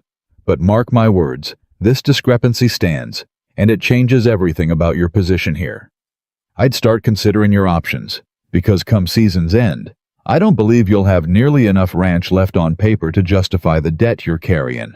He mounted his horse with unhurried precision, Finch following suit, and rode off without another word, leaving Wade standing on the porch with the document still trembling in his hands. "Wade," Marin said softly. "We don't know yet that this is legitimate." "Don't matter if it's legitimate," Wade said, voice hollow. "Matter is, he's found a new way to come after this ranch, and I don't have the money to fight him in court, even if the deed's on my side." He looked up at her, exhaustion and fear warring in his tired eyes. "Marin, if he's right, if that pasture ain't legally mine, I could lose everything, no matter how hard we've worked these past 2 weeks." Marin took the document from his shaking hands, scanning the dense legal language herself, mind already working through angles, through possibilities, through the same stubborn refusal to accept defeat that had carried her through a burning barn all those years ago. "Then we find out the truth," she said firmly. "Real truth, not whatever truth Pruitt's paid lawyer wants us to believe. Somebody in this county must have the original survey records. Somebody must remember how that boundary was drawn 15 years ago." "And if we find nothing?" Wade asked quietly. "If the discrepancy's real?" Marin met his eyes steady and unflinching, despite the fear coiling in her own stomach. "Then we fight it anyway, Wade, because I didn't survive a fire, and I didn't come all this way, and I didn't watch this ranch start healing itself these past 2 weeks just to hand it over to a man who manufactures paperwork out of desperation to steal what he can't earn honestly." Behind them, Otis had hobbled onto the porch, having caught the tail end of the confrontation, his weathered face set in hard, determined lines. "Boss," he said, "whatever you need riding to town, digging through old records, standing beside you in whatever fight's coming, every man on this ranch is with you. We didn't rebuild this place these past 2 weeks just to watch it get stolen out from under us on some banker's convenient paperwork." Wade looked between Otis's fierce loyalty and Marin's steady, unbreakable resolve, and something in his chest, battered by years of loss and worry, finally found solid ground to stand on. "All right," he said, voice steadying with each word. "All right. Tomorrow I ride to the county courthouse myself, and I find out exactly what my father's original deed says and exactly what game Silas Pruitt thinks he's playing with this ranch." "You won't ride alone," Marin said immediately. "Marin, somebody needs to stay and run this house." "Bess can manage the kitchen for 1 day," Marin said firmly. "I'm not letting you walk into that courthouse facing Pruitt's lawyers by yourself. 2 sets of eyes catch more lies than one, Wade, and I've gotten fairly good at catching lies these past 2 weeks. Wade studied her for a long moment, something fierce and grateful and entirely too dangerous for his own guarded heart moving behind his eyes. "All right," he said softly. "Together then." Neither of them noticed the way Bess and Otis exchanged a knowing look behind their backs. Nor did they notice how the fear on both their faces had somewhere in the middle of that conversation transformed into something that looked remarkably like partnership. 2 broken, stubborn people preparing to stand shoulder to shoulder against a fight that was about to get far more dangerous than either of them yet understood. Because what neither Wade nor Marin knew as they turned back into the house to prepare for tomorrow's journey was that Silas Pruitt hadn't ridden back to town at all. He'd stopped just beyond the ridge, watching Black Ridge through his spyglass, one final time. A slow, satisfied smile spreading across his thin face as he folded the glass shut and turned toward the county courthouse. Himself determined to make absolutely certain that whatever records Wade Calloway found there tomorrow would tell exactly the story Pruitt needed them to tell, and not one word more. The road to town stretched long and dusty beneath the wagon wheels, and Marin sat beside Wade with the folded deed document tucked safely inside her shawl, her mind running through every possible argument Pruitt's lawyer might throw at them before they'd even reach the courthouse steps. You're quiet, Wade said, eyes on the road ahead. I'm thinking, Marin replied. A discrepancy like this doesn't just appear out of nowhere after 15 years, Wade. Either it was always there, and nobody thought to look, or somebody's gone and made it appear. You think Pruitt forged something? I think Pruitt's exactly the kind of man who'd know how to make forged paper look old, Marin said. But we won't know anything until we see the original survey with our own eyes. Wade's jaw tightened, hands steady on the reins, despite the storm clearly brewing behind his eyes. And if it turns out he didn't forge nothing, if that discrepancy's been sitting there since before I was even born, then we deal with that truth when we find it, Marin said. But I've learned something these past 2 weeks. Wade Calloway men like Pruitt count on folks being too scared or too tired to look closely at anything. We're going to look closely at everything. Xing, the county courthouse, sat at the center of town, an imposing brick building that seemed to Marin entirely too grand for a town this small, as though somebody long ago had built it to remind ordinary folks exactly how much power lived inside its walls. They found the records clerk, a nervous young man named Perry Voss, buried behind a desk stacked high with ledgers, and it took less than a minute of conversation for Marin to recognize the particular flavor of fear behind his eyes. The Calloway deed, Wade said. I need to see the original survey, the one filed when my father took out his loan 15 years back. Perry's eyes darted toward the door, then back to Wade, hands fidgeting with the edge of a ledger. Mr. Calloway, I'm not sure that file's available just now. Not available how? Marin asked, stepping forward, her voice calm but carrying an edge that made the young clerk swallow hard. It's just Mr. Pruitt was in here yesterday afternoon, Perry said, voice dropping lower, glancing around like he expected somebody to be listening. Asking about that same file. Spent near 2 hours back in the archive room with it. Marin and Wade exchanged a sharp look. 2 hours with a 15-year-old survey document, Marin said slowly. That's an awfully long time to simply read something, Mr. Voss. Perry's hands twisted tighter around the ledger. I ain't saying nothing happened, ma'am. I'm just saying he was here and he had that file a long while, and when he left he seemed mighty pleased with himself. I need to see that file, Wade said, voice hardening. Now, Perry, this is my family's land we're talking about. Perry hesitated one more agonizing moment before finally standing, moving toward the archive room with visible reluctance. Wait here. I'll fetch it. He returned several minutes later carrying a thin folder, and the moment Wade opened it, Marin saw his face go pale. This ain't right, Wade said, flipping through the pages with growing alarm. This boundary line, it's different. It's drawn different than I remember my father ever describing it. Marin leaned in, studying the survey map herself, her sharp eyes catching something that made her breath catch. Wade, look at the ink on this boundary line. Compare it to the rest of the document. Wade looked closer, and understanding dawned slow and furious across his face. It's darker, he said. Newer. The rest of this paper's faded with age, but this one line looks like it was drawn yesterday. Because it probably was, Marin said grimly. Mr. Voss, is there any way to compare this against an older copy A duplicate filed somewhere else, perhaps with the Territorial Land Office? Perry looked deeply uncomfortable, glancing toward the door again.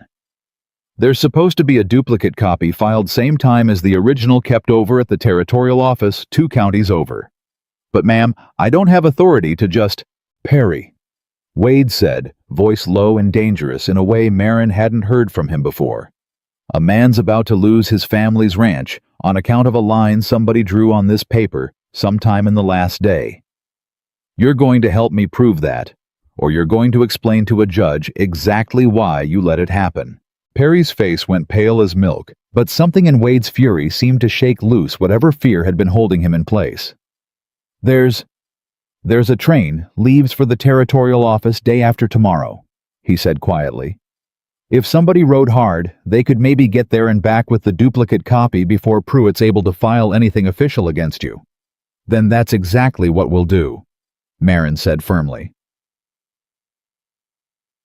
They left the courthouse with more questions than answers, but also with something Marin recognized as dangerous and vital in equal measure, proof however circumstantial that Silas Pruitt was not fighting fair, and men who didn't fight fair usually had more to hide than they let on. "I'll ride for the territorial office myself," Wade said as they climbed back into the wagon. 2 days there and back if the weather holds." "You can't leave the ranch alone that long," Marin said. "Not with Pruitt circling like he is. Send Otis instead, or better yet, send Tommy. He's young, he rides fast, and Pruitt won't think twice about a ranch hand taking a trip to visit family or run an errand." Wade considered this, then nodded slowly. "You're right. Tommy can go.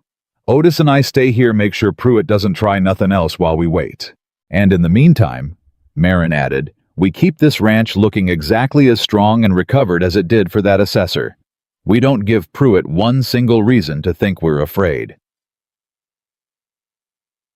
They rode back to Black Ridge as the sun dipped low, and Marin's mind churned with plans and contingencies the entire way, so absorbed in the puzzle of Pruitt's forgery that she almost missed the way Wade kept glancing sideways at her throughout the ride.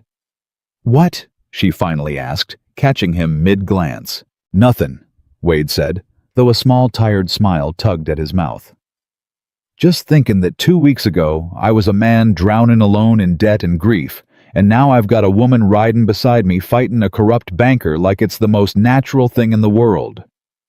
"Somebody has to fight him," Marin said. "Might as well be somebody stubborn enough not to quit. That somebody being you." "That somebody being both of us," Marin corrected gently. "This is your ranch, Wade. Your fight. I'm just standing beside you in it." Wade was quiet a moment, the wagon wheels creaking rhythmically beneath them. "Marin," he said finally, voice softer now. "Can I ask you something and you answer me honest? Always. When this is over, when we've beaten Pruitt, saved the ranch, gotten through whatever's comin', what happens then? You still fixin' to move on somewhere else once Black Ridge don't need savin' anymore?" The question hung in the air between them, heavier than anything Pruitt or his forged documents had managed to produce. Marin was quiet a long moment, staring out at the darkening horizon. "I don't rightly know," she admitted finally. "I came here needing work and a place to disappear into for a while. I didn't expect to find—" She trailed off, unsure how to finish the sentence, unsure if she was even allowed to feel what she was starting to feel. "Didn't expect to find what?" Wade pressed gently. "People worth staying for," Marin said quietly.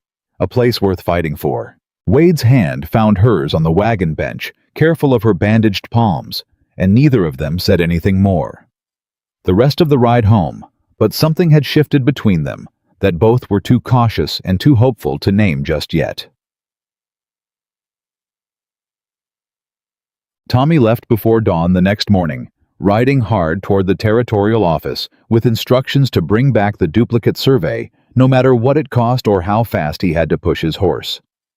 The ranch settled into an uneasy waiting, every hand aware that the next 2 days would decide far more than just a boundary dispute. Otis, still limping but steadier by the day, took to patrolling the property himself. Crutch traded now for a sturdy walking stick, watching the road with narrowed eyes for any sign of Pruitt or his men. "He'll try something before Tommy gets back," Otis said grimly, joining Marin on the porch that evening.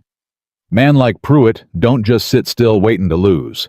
"I expect you're right," Marin said, "which is exactly why we need every man on this ranch alert and every gate locked tight tonight." Her instincts proved correct, sooner than any of them expected.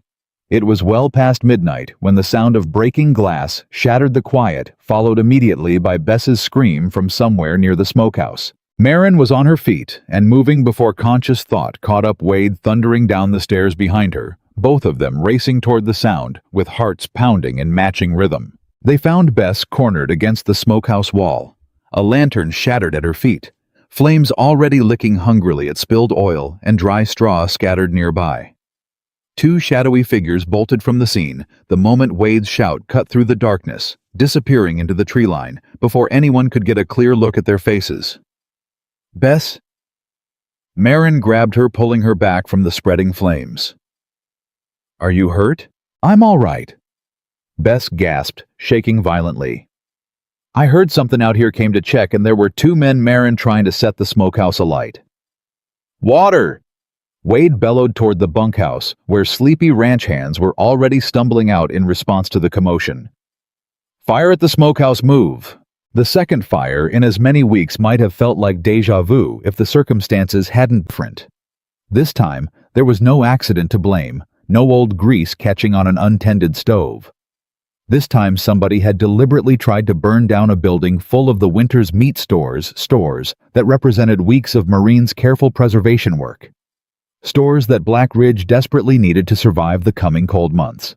They fought the flames with the same coordinated urgency as before, and thanks to quick action and a bucket line formed almost on instinct, now the fire was extinguished before it could claim more than a corner of the smokehouse wall. But the message behind it landed with far more damage than the flames themselves. This wasn't no accident, Otis said grimly, examining the scorched wall in the flickering lantern light. Somebody poured oil here deliberate. This was meant to burn hot and burn fast. Pruitt!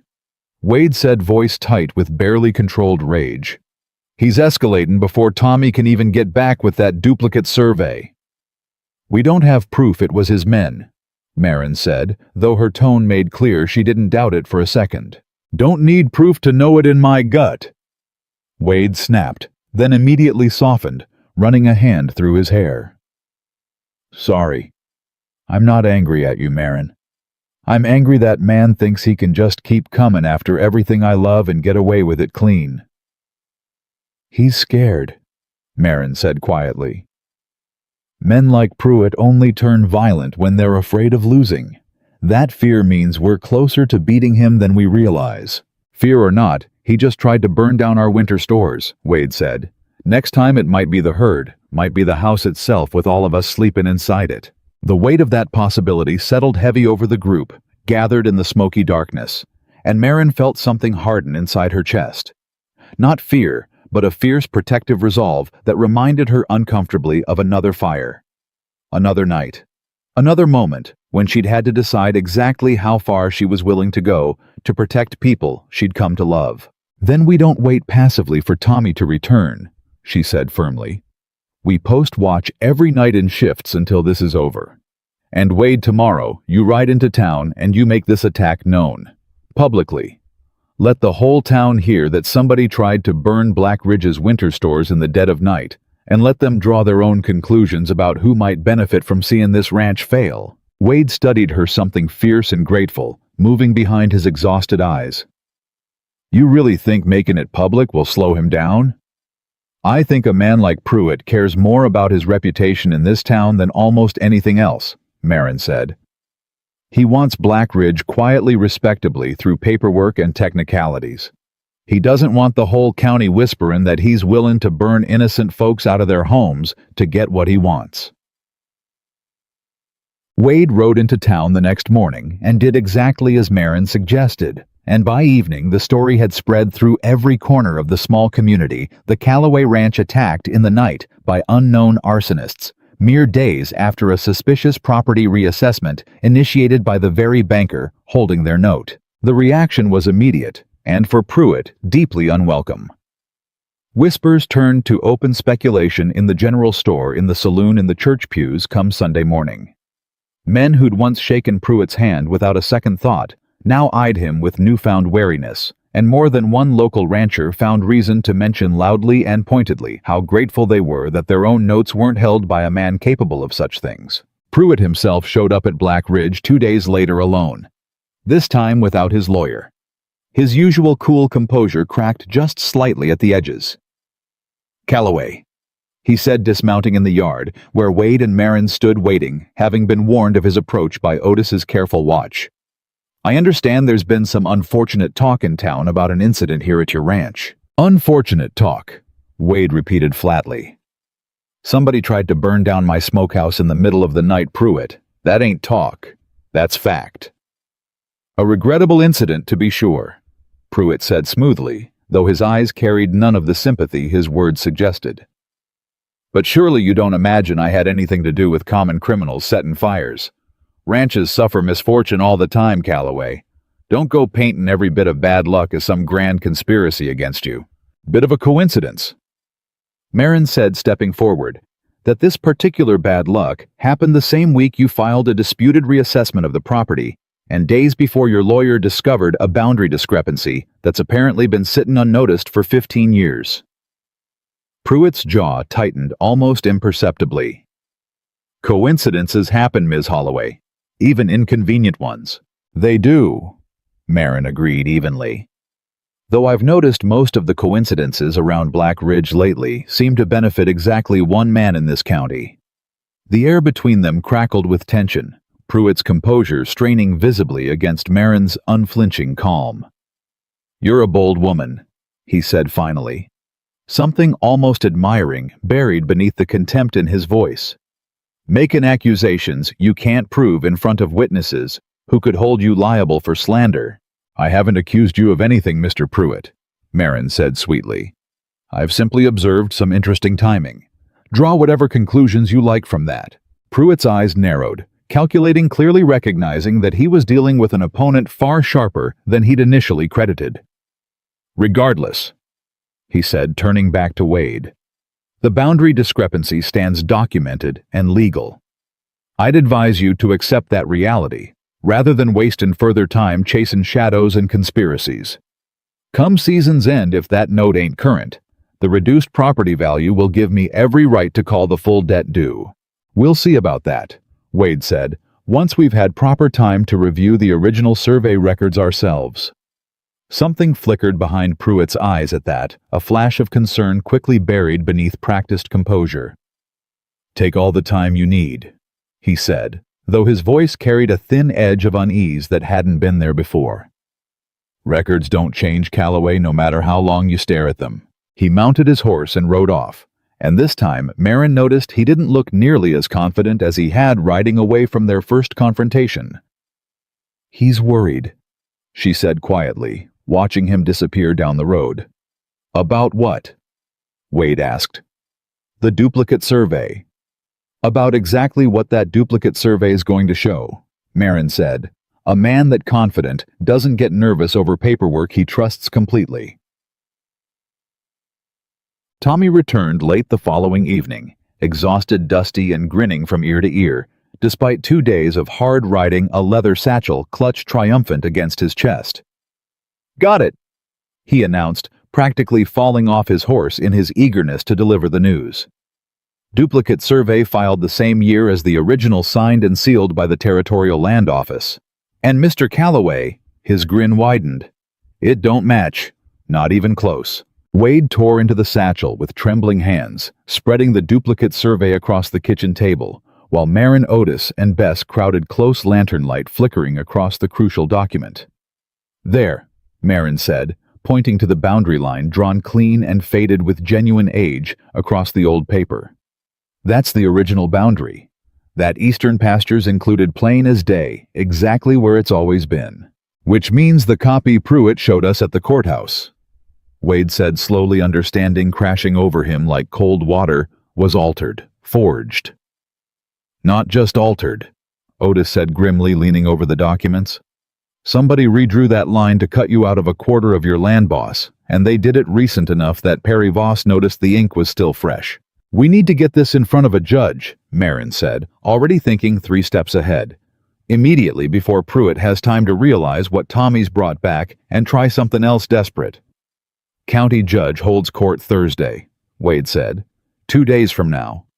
Then Thursday we expose exactly what kind of man Silas Pruitt really is, Marin said, something fierce and satisfied burning behind her steady eyes. In front of the whole county. The 2 days leading up to court felt longer than the 2 weeks that had preceded them, every hour, thick with anticipation, and a fear neither Wade nor Marin dared speak aloud. The fear that even solid proof might not be enough against a man with money and influence enough to bend even a judge's ear. Marin spent the nights unable to sleep properly, her mind cycling through every possible argument Pruitt's lawyer might raise, every possible way he could still twist this situation to his advantage. She found herself on the second night, standing alone on the porch under a canopy of stars, when Wade's quiet footsteps announced his presence behind her. Can't sleep either, he asked. Too much riding on Thursday, Marin admitted. Wade came to stand beside her at the railing, close enough that his shoulder nearly brushed hers. Marin, whatever happens Thursday, win or lose, I need you to know something.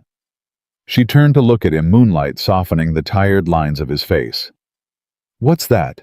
These past 3 weeks, Wade said, voice low. You've given this ranch something it hadn't had in years. Not just organization or good cooking or even saving Otis's leg in this house from burning down twice over. You've given it hope, Marin. You've given me hope in a way I'd forgotten how to feel. Marin's breath caught something warm and terrified blooming in her chest all at once. Wade, I know it ain't the right time, he continued, words tumbling out now, like he'd been holding them back too long to stop once he'd started.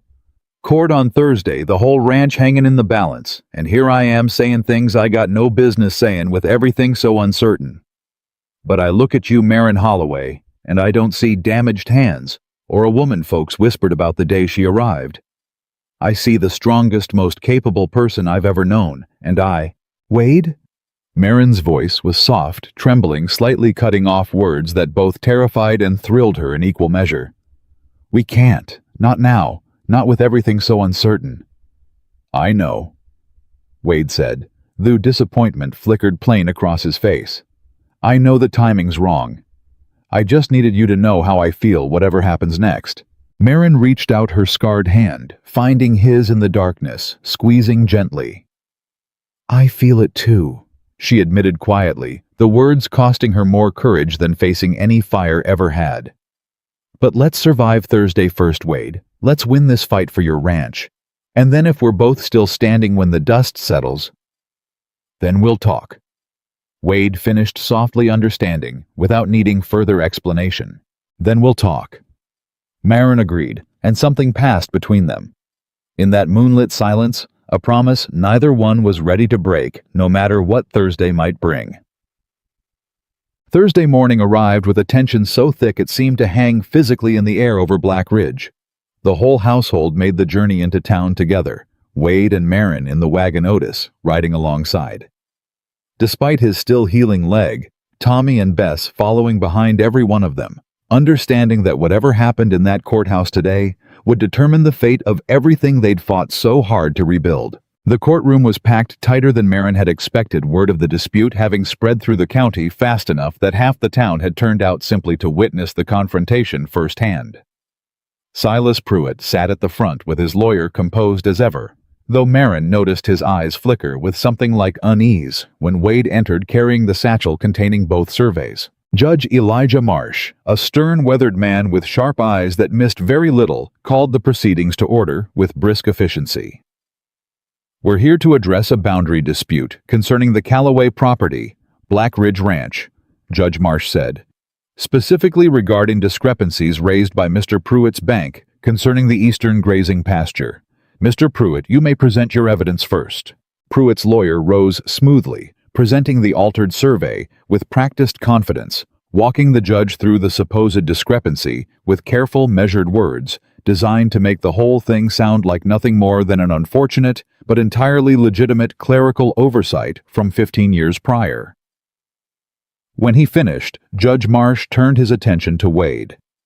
Mr. Callaway, you have evidence to counter this claim. Wade rose, and Marin felt her heart pounding as he approached the bench, the satchel gripped tight in his hands. Your Honor, I do. This is the duplicate survey filed the same year my father took out his original loan, retrieved directly from the Territorial Land Office. He laid both surveys side by side on the judge's desk, and even from her seat in the gallery, Marin could see the moment Judge Marsh's expression sharpened with genuine interest. This boundary line, Wade continued, pointing to the discrepancy, matches exactly what my father always described, exactly where our fences have stood for 15 years, without a single complaint from anyone, including Mr. Pruitt's own bank. The document Mr. Pruitt's lawyer just presented shows a different line entirely, a line drawn, Your Honor, with ink that the county records clerk himself will testify appeared far newer than the rest of the document. A ripple of murmurs swept through the gathered crowd. Pruitt's composure finally cracked just slightly, his jaw tightening as Judge Marsh examined both documents with narrowing eyes. Mr. Voss, Judge Marsh said, "You're present in this courtroom today, I believe." Approach the bench. Perry Voss, looking terrified but resolute, made his way forward, and under the judge's direct questioning, confirmed exactly what he'd told Wade and Marin days before, that Silas Pruitt had spent 2 unsupervised hours alone with the original file the very day before the discrepancy was first raised. "Your Honor," Pruitt's lawyer began, "my client simply reviewed. Your client reviewed a document alone unsupervised for 2 hours." Judge Marsh cut in sharply. "And mere days later, a discrepancy conveniently appeared that would have significantly benefited his financial position against Mr. Calloway's note. I don't need to be a particularly suspicious man to find that timeline troubling, Counselor." The courtroom buzzed louder now, and Marin watched with fierce satisfaction as Silas Pruitt's carefully constructed composure finally publicly began to crumble. "Your Honor," Pruitt said, rising himself, now voice tighter than his usual smooth confidence, "I assure you, any implication that I personally altered—" "I've heard quite enough implications from both sides today," Judge Marsh said firmly. "Based on the evidence presented, including the duplicate survey retrieved from the Territorial Office and the testimony regarding the timeline of this alleged discrepancy's discovery, this court finds in favor of Mr. Calloway. The original boundary stands as historically recognized, including the full eastern pasture. Furthermore," he continued, fixing Pruitt with a hard stare, "I'm ordering a formal investigation into the alteration of county property records. Mr. Pruitt, and I'd strongly advise you retain separate counsel for that matter, as this court takes forgery of official documents extremely seriously." The gallery erupted into murmured shock and satisfaction in equal measure, and Marin felt Wade's hand find hers beneath the table, gripping tight with relief so profound it nearly buckled his knees. Silas Pruitt sat frozen at his table, the full weight of public humiliation and potential legal consequence crashing down around him in front of the entire town he'd spent years intimidating into silence. But even as Judge Marsh gathered his papers to adjourn, Pruitt's eyes lifted, locking onto Marin's across the courtroom with a look of pure, undisguised hatred. The look of a man who had just lost everything he'd worked to steal, and who understood exactly whose steady hands and sharper mind had been responsible for his downfall. The look promised without a single word spoken that this fight was far from over. Part 1. Lưu ý viết 9.500 đến 9.800 từ liên kết liền mạch với các phần trước trong câu chuyện pha hội thoại tạo thành một câu chuyện liền mạch khi ghép lại. Mỗi phần liền mạch với phần trước, không giới thiệu lại câu chuyện ở đầu phần mới. Liên kết các phần của câu chuyện một cách liền mạch. Sử dụng câu chuyện tiếp giữa các phần. Duy trì chủ đề, tránh ngắt quãng đột ngột, không sử dụng gạch đầu dòng hoặc tiêu đề, phụ phong cách kể chuyện Mỹ Hoa Kỳ, giống văn giàu cảm xúc chân thực và gần gũi, không mô tả cảnh, tập trung vào hành động, cảm xúc và tâm lý nhân vật. Viết phần hài đặt điểm 10 trên 10 và bổ sung tiết tấu câu chuyện nhanh, sửa lỗi AI kể theo ngôi thứ 3. Tăng độ kịch tính, không viết lận mạn kết thúc, phần không giới thiệu phần sau. Lưu ý trả lời trong mục tin nhắn không nhảy sang mức document mới, 2 đến 3 phút cần có mini climax và đặt 10 đến 15. Mini climax mỗi, phần cứ 10 đến 12 phút, có một twist lớn sâu sắc đan xen, mini cliffhanger mạnh hơn, tăng tính tự nhiên cho phản ứng của các nhân vật, thêm nhịp điệu, kịch tính thực tế và gần gũi. Mỗi 8 đến 10 phút cần có móc giữ chân khán giả. Lưu ý không mô tả cảnh và chỉ cần viết nội dung và viết đúng lệnh nhé. Lưu ý trả lời trong mục tin nhắn không nhảy sang document, không lưu vào tệp text. Yêu cầu viết đủ 9.500 đến 9.800 từ cho tạo. Show more. Phân biệt nhầm lẫn về cấu trúc phản và xác định vị trí câu chuyện. Phân biệt nhầm lẫn về cấu trúc phản và xác định vị trí câu chuyện. The courthouse emptied slow townsfolk, lingering in clusters, to murmur about what they'd just witnessed, and more than one rancher stopped Wade on his way out to shake his hand. Faces set with the particular respect men reserve for somebody who's just beaten the devil at his own game. "Calloway," said a grizzled man Marin recognized vaguely from the general store. "Always figured Pruitt was crooked as a dry creek bed. Proud of you for standing up to him." "Wasn't just me standing," Wade said, glancing back toward Marin. "Wouldn't have gotten near this far without Ms. Holloway here." The man tipped his hat toward her, something like genuine admiration in his weathered eyes. "Ma'am," Heard tell you've been saving that whole ranch single-handed these past weeks. Reckon the stories didn't do you justice. Marin managed a small, tired smile. The ranch saved itself mostly. I just helped it remember how. They made their way out into the afternoon sun. The whole household gathered loose around the wagon relief, written plain across every face, Otis leaning heavy on his walking, but grinning wider than Marin had ever seen, Tommy practically vibrating with excitement, Bess dabbing at her eyes with the corner of her apron. "We won," Bess said like she still couldn't quite believe the words coming out of her own mouth. "We actually won." "We did," Wade said, though his eyes kept drifting back toward the courthouse steps, toward the spot where Silas Pruitt had stood frozen with fury, before disappearing into the crowd. "Though I don't imagine a man like Pruitt takes a public humiliation like that laying down." "No," Marin agreed quietly. "I don't imagine he does." The ride home should have felt like victory, and for a while it did. Tommy singing some off-key trail song, Otis trading good-natured insults with Silas Green, Bess chattering happily about all the ways she planned to celebrate once they got back to the ranch. But Marin found her eyes drifting back down the road more than once, some instinct honed by years of hard-won caution, refusing to let her fully relax into the relief everyone else seemed to be feeling. "You're still worried," Wade said, quietly noticing. "Pruitt's the kind of man who doesn't lose gracefully," Marin said. "Today cost him more than money, Wade. It cost him his reputation, his standing in this town, maybe even his freedom if that investigation into forgery goes the way it should. A man facing that kind of ruin doesn't just ride off quietly into the sunset." "What do you think he'll do?" "I don't know," Marin admitted. "But I think we'd be fools to assume this is over just because a judge ruled in our favor." Her instincts, as they so often had been these past weeks, proved painfully accurate. They returned to Black Ridge as the sun began its slow descent, and the moment the ranch house came into view, something felt wrong. Marin noticed it first, a stillness to the property that shouldn't have been there, the absence of the usual evening sounds of settling livestock and routine chores. "Wade," she said, voice sharp with sudden alarm, "where are the hands who stayed behind?" Wade's face tightened as he scanned the empty yard. "Should be Silas Green's brother and 2 others minding the herd. Don't see hide nor hair of 'em." They found the answer moments later, and it hit like a physical blow.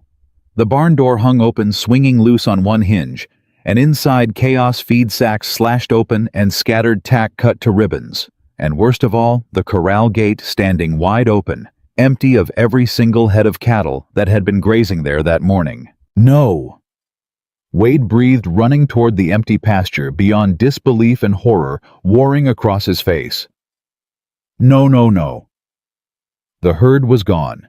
Not scattered by accident, not broken loose by some wandering predator, but deliberately, methodically driven off, while the entire household had been distracted at the courthouse, celebrating a victory that Pruitt had apparently used as cover for something far more devastating. "They knew," Marin said, cold fury settling into her voice as understanding crashed over her. "Pruitt knew exactly when we'd all be gone, and he used it." They found Silas Green's brother, a young hand named Micah, unconscious near the barn's back entrance, a nasty gash across his temple where somebody had struck him down before he could raise the alarm. Otis dropped to his knees beside him, immediately checking his pulse with practiced fingers. "He's alive," Otis said. "Breathing steady. Somebody hit him hard enough to put him down, but not hard enough to kill." "Small mercy," Wade said, bitterly, surveying the wreckage of his barn. His herd, his hard-won recovery, all scattered to the wind in the span of a single afternoon. Marin knelt beside Micah, gently checking the wound, her scarred hands moving with the same steady precision that had saved Otis's leg weeks before. "He needs stitches and rest. Bess, fetch my supplies from the kitchen." Bess ran without hesitation, and Marin worked quickly, cleaning and closing the wound, while Wade paced the ruined barn, fury and despair chasing each other across his exhausted face. 212 head, he said hollowly. Gone. All of it. Everything we rebuilt these past weeks, everything we fought for in that courtroom today, and he takes it all in one afternoon while we're too busy celebrating to notice. We'll find them, Marin said firmly, tying off the last stitch on Micah's temple. Cattle don't just vanish into thin air, Wade. Somebody drove that herd somewhere, and somebody will have seen which direction they went. And if we don't find them in time, Wade demanded, voice cracking with a despair Marin hadn't heard from him since the very first days of her arrival. Without that herd, I got nothing left to show the bank, nothing left to prove this ranch is worth saving. Pruitt might have lost the boundary dispute today, Marin, but he just found himself a new way to ruin me completely. Micah stirred, then groaning eyes fluttering open in confused pain. Boss, he mumbled. Boss, I tried to stop him. Easy, Marin said, pressing a gentle hand to his shoulder. Don't try to move yet. Tell us what you saw. 3 men, Micah managed, wincing. Masked, but I heard one of them talking. Recognized the voice. It was Deke Sorrell. Wade's face darkened further. Sorrell. Runs with a rough crowd out past the North Ridge. Man's done dirty work for hire before. Hired by Pruitt, Marin said. It wasn't a question. Had to be, Otis said grimly. Man wouldn't dare do it himself, not with the whole county already looking at him sideways after today. But hiring out the dirty work, keeping his own hands clean on paper, that's exactly Pruitt's style. They drove the herd north, Micah continued weakly. Toward the old Miller property line, best I could tell before they clubbed me down. Wade was already moving fury, replacing the despair in his stride. North Ridge leads toward the Box Canyon. If they're pushing that herd hard, they might be planning to hold 'em there till things quiet down, then sell 'em off piecemeal somewhere out of county. Then we ride now, Marin said, before nightfall makes tracking them impossible. Marin, this could turn dangerous, Wade said, hesitating for the first time. Sorrell's men ain't the type to negotiate polite if we corner 'em. I didn't survive a barn fire and a banker's forged paperwork to sit safely at home while you ride into danger alone, Marin said, already moving toward the house to gather what she'd need. Every hand who can ride is coming with us, Wade Calloway, myself included. They rode out within the hour, 6 of them. Total, Wade, Marin, Otis, despite his still healing leg, Tommy Silas Green, and one of the older hands named Frank, who'd proven a steady shot with a rifle in his younger years. The moon rose high and full as they pushed north, following the churned earth and scattered cattle droppings that marked the herd's forced passage toward the Box Canyon. They found the stolen cattle just before midnight, penned loosely in a narrow canyon mouth. 3 shadowy figures keeping watch around a small campfire. Rifles resting casual across their laps, in the confidence of men who didn't expect to be followed so quickly. Wade held up a hand, signaling the group to a halt at the canyon's edge, studying the scene below with narrowed, calculating eyes. 3 of them we can see, he murmured. Might be more we can't. How do you want to play this? Otis asked quietly. Before Wade could answer, Marin spoke, voice low and steady. We don't need a gunfight, Wade. We need those cattle back, and we need proof enough to add cattle theft to whatever charges Pruitt's already facing. A gunfight gets people killed and gives Pruitt's lawyer something to twist in his favor. So what do you suggest? Wade asked. Marin's eyes swept the canyon, taking in the terrain, the position of the fire, the loose arrangement of the cattle pen. We surround them, quiet, cut off their escape routes first. Then Wade, you and Otis approach from the front, make your presence known, give them a chance to surrender peaceful. Rest of us stay hidden with rifles ready in case they decide otherwise. Wade studied her a long moment, something like awe mixing with the fierce protectiveness in his gaze. You've got a mind for strategy, same as you got a mind for doctrine and forensic accountant Marin Holloway. I've had to learn a great many things to survive, Wade. Strategy's just one more. They moved into position with careful, silent precision, Tommy and Frank circling wide to block the canyon's only other exit. Silas Green climbing to a rocky outcrop above with his rifle steady and ready. When everyone signaled ready, Wade and Otis walked forward openly into the firelight, and the reaction from the camp below was immediate and chaotic. Sorrell. Wade's voice boomed across the canyon. Wade Calloway, you're surrounded, and I'd suggest you and your men think real careful about your next move. Deke Sorrel scrambled up from beside the fire hand, dropping instinctively toward his holster, before freezing, as Silas Green's rifle cracked a warning shot into the dirt near his boots. Next one ain't a warning, Silas called down from his perch. Sorrel's hands rose slowly, his two companions following suit with considerably less bravado than they'd shown driving stolen cattle through the darkness. Calloway, Sorrel said, forcing false calm into his voice. This ain't what it looks like. Looks exactly like cattle theft to me, Wade said, stepping closer, Otis limping steady beside him. My cattle stolen off my land while my whole household was distracted at the county courthouse. Awful convenient timin', don't you think? I don't know nothing about no timin', Sorrel said, though his eyes darted nervously toward his companions. Just doing a job somebody paid us for. Who paid you? Wade demanded. Sorrel hesitated, calculation flickering behind his frightened eyes. Marin stepped forward, then emerging from the shadows with the steady, unshakable presence that had carried her through fires and forged documents and every impossible thing this ranch had thrown at her. Mr. Sorrel, she said, right now you're facing charges for cattle theft and assault, given that you left a young man bleeding and unconscious back at Black Ridge. But a judge tends to look considerably kinder on a man who cooperates with an investigation than one who protects whoever hired him to commit the crime. Sorrel studied her, something calculating shifting behind his rough features. And if I talk, what's in it for me? Your cooperation gets noted, Marin said.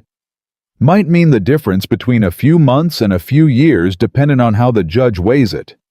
Your silence protects a man who's already facing his own forgery investigation and won't think twice about letting you hang for this alone while he walks free with clean hands. The logic landed visibly, Sorrel's shoulders sagging with the particular defeat of a man realizing he'd been played as somebody else's convenient tool. Pruitt, he admitted finally, voice bitter. Silas Pruitt paid us $200 to drive this herd off while y'all were at court. Said he needed Calloway ruined bad enough that even winning the boundary case wouldn't matter none. The confession hung heavy in the night air, exactly the proof they needed, spoken freely and clearly enough that Otis, Tommy, and Frank had all heard it plainly from their positions. You'll repeat that to Judge Marsh, Wade pressed. Exactly as you just said it. Sorrel's jaw tightened, but he nodded slowly. Reckon I will, if it means saving my own neck from hanging for something that crooked banker orchestrated from the start. They drove the recovered herd back to Black Ridge as dawn broke pink and gold over the ridgeline, exhausted but triumphant Sorrel and his companions, bound and riding under guard toward the county jail, where their testimony would add cattle theft and assault to the growing list of charges facing Silas Pruitt. Marin rode beside Wade in comfortable, exhausted silence, watching the herd move steady across land that had nearly been stolen from beneath them twice over in the span of a single day. We did it, Wade said finally, voice rough with fatigue and disbelief in equal measure. Marin, we actually did it. Herd's back, Sorrel's confessed, and Pruitt's facing charges serious enough to end whatever power he's got left in this county. We did it together, Marin corrected gently. Same as everything else these past few weeks. Wade reached over, taking her hand, despite the exhaustion weighing down every muscle in his body, holding it with a tenderness that spoke louder than any words could have managed. Marin Holloway, he said softly, I believe I made you a promise back on that porch a few nights ago, about talking once the dust settled. The dust hasn't quite settled yet, Wade. Close enough? He said something warm and hopeful, lighting his tired eyes, despite everything they'd just survived. Close enough that I don't intend to wait one more day to say what I've been feeling, since near the moment you stepped off that wagon and told Otis Bragg he was wrong about you. Marin's breath caught, heart pounding with something that had nothing to do with exhaustion. Wade, I love you, he said simply, plainly, the words carrying none of the awkward hesitation from their conversation days before. I love your steady hands and your stubborn heart And the way you walked into this broken ranch and refused to let it stay broken, same as you refuse to let anybody's cruelty about your scars change one thing about who you are. I don't care what tomorrow brings, Marin. I just know I don't want to face it without you standing beside me." Tears rose unbidden in Marin's eyes. Tears she'd held back through fires and forged documents and years of loneliness that had followed her from one broken life into whatever this new fragile hope was becoming. "Wade Calloway," she said, voice thick with emotion. "I came to this ranch expecting nothing more than honest work and a quiet place to disappear into. I never expected to find a man brave enough to look past scarred hands and see something worth loving underneath them. So is that a yes?" Wade asked, the ghost of a hopeful smile finally breaking through his exhaustion. "To whatever comes next together." "That's a yes," Marin said, and when he leaned across the space between their horses to kiss her soft and certain in the golden light of a hard-won dawn, neither one of them cared that Tommy was grinning like a fool behind them, or that Otis was pretending very hard not to watch while failing entirely to hide his own satisfied smile. Black Ridge Ranch, battered but unbroken, rode home together beneath a sky finally clearing after weeks of storms, both literal and otherwise. Carrying with it a herd recovered, a criminal exposed, and two broken hearts that had finally stubbornly found their way toward healing in each other. The confession Sorrel gave at the county jail the following morning did exactly what Marin had predicted it would, spreading through the county faster than the fire that had once nearly claimed Black Ridge's kitchen. By the time Wade and Marin rode into town 3 days later to check on the formal charges being filed, the whispers that had once followed Marin for her scars now followed Silas Pruitt for something far uglier than any burn could ever be. Heard the sheriff rode out to serve papers on Pruitt himself. The general store clerk said, practically bursting with the news as Wade and Marin stepped through the door. "Forgery conspiracy hiring men to commit cattle theft and assault. Judge Marsh ain't wasting no time neither. Set the trial for 2 weeks out." 2 weeks. Wade repeated, something like disbelief still coloring his voice even now, 3 days after the herd's recovery. "Feels like this whole thing's moving faster than I ever dared hope.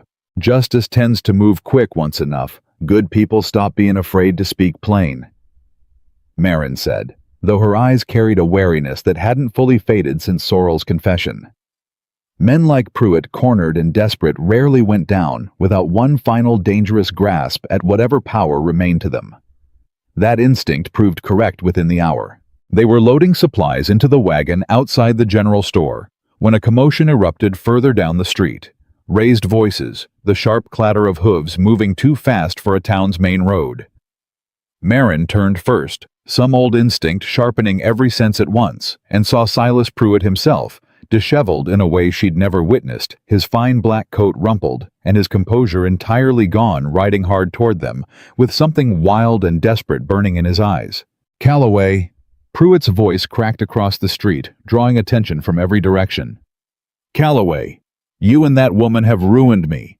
Ruined everything I built in this county over cattle and boundary lines that shouldn't have mattered to anybody." Wade stepped forward instinctively, placing himself between Pruitt's approaching horse and Marin, his jaw set hard. "You ruined yourself, Pruitt, the moment you decided forgery and hired thugs were easier than honest business." Pruitt reined up hard, his horse skittering nervously beneath him, and for a moment, something genuinely unstable flickered behind his eyes. The look of a man who'd spent years believing himself untouchable, only to watch that illusion crumble in the space of a single week. "You have no idea what you've cost me," Pruitt said, voice shaking with a fury that had nowhere left to go. "Everything. My bank, my standing, my entire life's work, undone by a rancher too stubborn to accept defeat, and a housekeeper who should have stayed in whatever gutter she crawled out of." The crowd gathering along the boardwalk went dead silent at the cruelty in his words, several onlookers already murmuring in open disgust.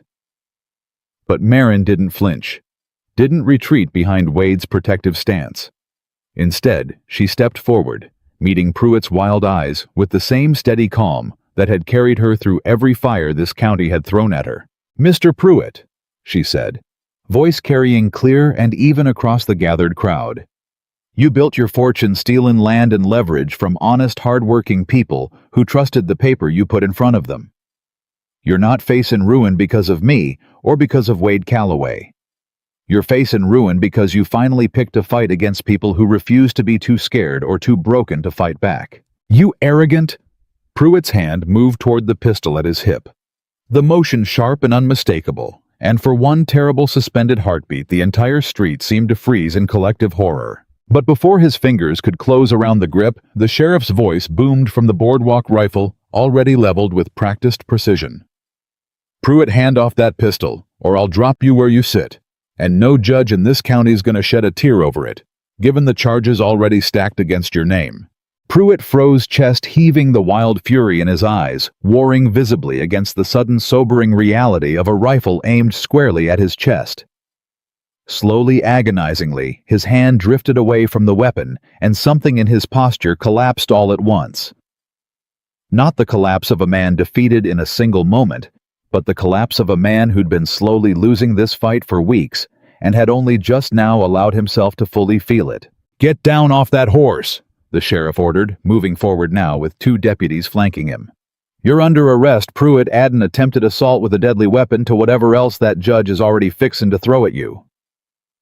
Pruitt dismounted slowly, defeat radiating from every line of his once proud posture, and as the deputies moved to bind his wrists, his eyes found Marin one final time across the street. "This isn't over," he hissed, though the words carried none of their earlier menace, sounding instead like the last desperate grasping of a man who knew deep down that it absolutely was. "It is for you," Marin said quietly, and turned away before he could offer any further response, walking back toward Wade with steady, unhurried steps, despite the pounding of her own heart. Wade wrapped an arm around her the moment she reached him, drawing her close, his voice rough with barely suppressed fury and relief in equal measure. "Are you all right?" "I'm all right," Marin said, and found to her genuine surprise that she meant it completely. The fear that had once defined so much of her life.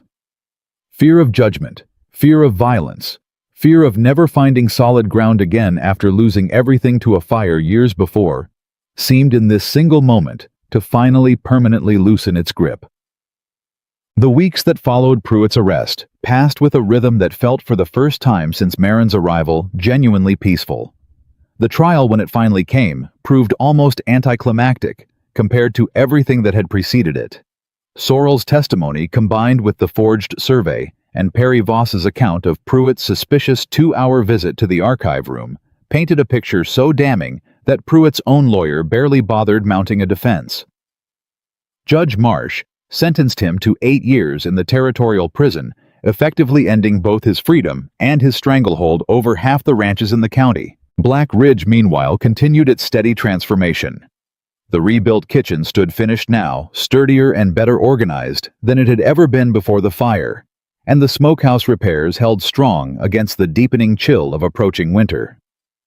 The recovered herd grazed healthy and growing across pastures that were finally unquestionably and legally Wade Calloway's own. Marin found herself on a crisp autumn afternoon, standing in that rebuilt kitchen, kneading bread dough with hands that had healed considerably since the fire that had reburned her scars weeks before, when Bess came bursting through the door with an excitement she could barely contain. Marin, you'll never guess what Wade's doing out in the yard right now." "What's he doing?" Marin asked, only half paying attention, focused on the dough beneath her hands. "Just come look," Bess said, practically vibrating with barely contained delight. "Please, you gotta see this yourself." Curious despite herself, Marin wiped the flour from her hands and followed Bess out onto the porch, where she found the entire household gathered in the yard. Otis walking now, with only the faintest hint of a limp remaining. Tommy grinning ear to ear. Silas Green and Frank standing off to one side with expressions of barely suppressed excitement. And there, in the center of it all, stood Wade Calloway, dressed in his finest coat, holding something small and gleaming in his outstretched palm. "Wade," Marin said slowly, understanding beginning to dawn even as her heart started pounding. "What is this?" "Marin Holloway." Wade said, his voice steady, despite the visible nervousness trembling just beneath the surface.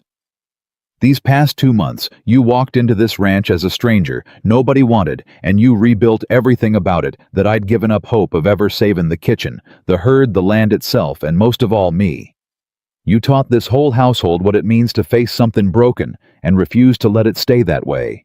He knelt then, right there in the yard in front of the entire gathered household, holding up a simple gold ring that caught the autumn sunlight. I told you once that I love your steady hands and your stubborn heart.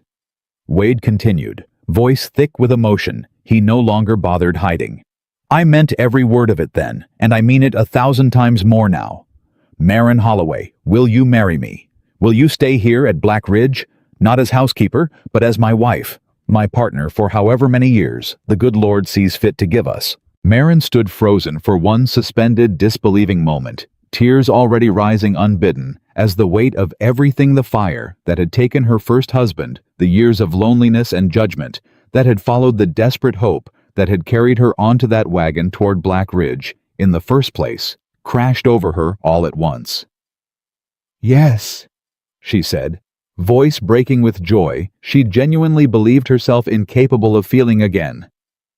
Yes, Wade Calloway, 1,000 times yes. The yard erupted into cheers as Wade rose and slipped the ring onto her scarred finger, pulling her into an embrace that spoke of everything neither of them could fully put into words. Bess was openly crying now, Tommy, whooping loud enough to startle the horses in the corral, and even Otis, gruff old Otis, who'd once told her she wouldn't last a week at Black Ridge, wiped suspiciously at his own eyes while pretending mightily that he wasn't. Never thought I'd see the day this old ranch had something worth celebrating again, Otis said, voice rough with an emotion he'd have denied vehemently just weeks before. Ma'am Marin, you've more than earned your place here, and I don't just mean as the boss's wife. You earned it with your own 2 hands, scars and all. We all did, Marin said, looking around at the faces gathered in that yard. Faces that had once looked at her with suspicion and mockery, now looking back with nothing but genuine warmth and respect. Every single one of us rebuilt this place together. They married 3 weeks later on a clear, crisp morning, with the whole county in attendance, a testament to how thoroughly the story of Black Ridge's recovery and Marin Holloway's role in it had spread through every corner of the community. The small church overflowed with well-wishers, many of them ranchers who'd suffered under Pruitt's predatory lending practices themselves and had found fresh hope in watching one family finally publicly triumph against him. Marin wore a simple dress of pale blue, her scarred hands clasped around a small bouquet of late-season wildflowers that Bess had gathered specially for the occasion.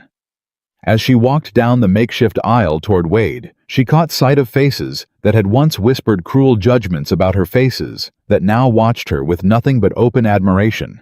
Ma'am, an older woman murmured as Marin passed, you've done more good for this county in 2 months than most folks manage in a lifetime. God bless you and Wade Calloway both. Marin nodded, her thanks throat too tight with emotion to trust her voice, and continued forward until she stood before Wade, whose eyes shone bright with unshed tears as he took her hands in his. I, Wade Calloway, he said, voice steady, despite the emotion clearly threatening to overwhelm him. Take you, Marin Holloway, to be my wife. I promise to stand beside you through every fire, every fight, every hard season this life throws at us, same as you've stood beside me these past months. I promise to see the strength in you that this whole county's finally learned to see, and to never once let you forget it. I, Marin Holloway, she replied, voice thick but unwavering. Take you, Wade Calloway, to be my husband. I promise to bring these hands, scarred as they are, to every task this ranch and this life requires, and to never again believe that what the world calls broken can't still build something whole. I promise to love you and this land and this family we've built together for as long as I live. When the preacher pronounced them husband and wife, the small church erupted into applause loud enough to rival any celebration the county had witnessed in years. And as Wade pulled her into a kiss that sealed their promise before God, and everyone gathered to witness it, Marin felt something settle deep in her chest that she'd genuinely believed lost forever the night of that first terrible fire. The profound, unshakable feeling of belonging completely and forever to a place and people who had chosen her, scars and all. Ventricular. Winter settled over Black Ridge Ranch with a gentleness that felt to everyone who'd survived the tumultuous months before it like a well-earned reward. The herd fully recovered and legally secure on land, no banker could ever again threaten to steal grazed healthy across pastures blanketed in the season's first snow. The rebuilt kitchen hummed with warmth and activity, Marin's careful preparations from the autumn, ensuring that Black Ridge would face the cold months ahead with abundance rather than the desperate scarcity that had defined it before her arrival. Otis had taken to teaching Tommy the finer points of ranch management, grooming the young hand for greater responsibility, with a patience that surprised everyone who remembered. Bess, meanwhile, had blossomed under Marin's mentorship into a genuinely capable cook in her own right, taking over more of the kitchen's daily operations, while Marin's role expanded to encompass the broader management of the household, and increasingly, quiet consultation on ranch business that Wade had come to value as much as anything else about their partnership. One evening, as the first heavy snow of the season fell soft and silent outside the ranch house windows, Marin sat by the fire, mending a torn shirt, her hands moving with the same steady precision they'd carried since her very first night at Black Ridge, though the burns from the kitchen fire had long since healed into new scars, layered atop the old. Wade settled into the chair beside her, watching the firelight play across her face with an expression of quiet, contented wonder that had become as familiar to her now as her own heartbeat. "Penny for your thoughts," he said softly. "Just thinking how strange life turns out sometimes," Marin said, setting down her mending to meet his eyes. "2 months ago, I climbed off a wagon at the edge of this ranch expecting nothing more than honest work and a quiet place to disappear into. Men were placing bets on how quick I'd fail. And now?" Wade asked, though he already knew had heard some version of this reflection from her, more than once these past weeks, and never tired of hearing it again. "Now, I'm sitting by a fire in a home that's truly mine, married to a man who looked past every scar and saw something worth loving underneath," Marin said. "Now this whole household calls me family, not just some damaged stranger they were forced to tolerate." She reached for his hand, threading her scarred fingers through his. "I spent so many years, Wade, believing that fire had taken everything worth having from my life. Took my husband slow and cruel over that terrible year. Took his family's trust and their land, and left me with nothing but ruined hands and a reputation for being damaged goods. And now," Wade prompted gently, "now I understand that fire didn't take everything," Marin said, voice thick with an emotion that had nothing to do with sadness. "It just cleared away everything that wasn't meant to stay, so that something better could finally grow in its place." Wade lifted her scarred hand to his lips, pressing a gentle kiss against skin that had once been a source of such deep shame and judgment, now transformed into something else entirely. Proof of survival, proof of strength, proof of a woman who had faced the very worst life could offer and emerged not broken, but forged into something extraordinary. "Black Ridge Ranch owes you everything," he said softly. "This whole family owes you everything. We owe each other," Marin corrected the way she always did when he tried to credit her alone for their collective triumph. "You took a chance hiring a housekeeper nobody else wanted. Otis learned to see past his own prejudice.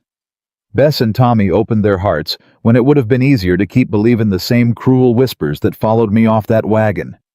This ranch didn't heal because of me, Wade.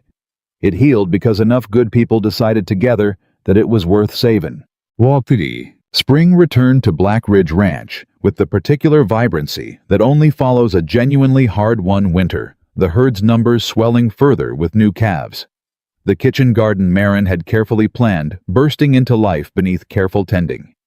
The scars that had once defined every stranger's first impression of Marin Calloway had over the months simply become part of the landscape of Black Ridge itself, as unremarkable and permanent as the mountains that framed the property, as much a part of the ranch's identity now as the very fences and buildings she'd helped rebuild. Otis Bragg, walking now without even the faintest trace of his old limp, found her one morning, checking on the new calves, her scarred hands moving gentle and sure across a newborn's coat with the same competent tenderness she brought to every task at Black Ridge.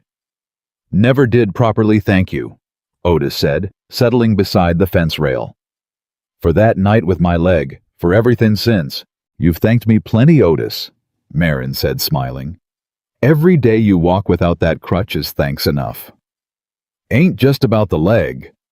Otis continued, something rare and vulnerable moving behind his weathered features. It's about what you taught this whole ranch, ma'am. Taught us that the folks we're quickest to judge are sometimes exactly the folks who end up saving us. Took a fool old man like me too long to learn that lesson, but I reckon I've learned it good and proper now.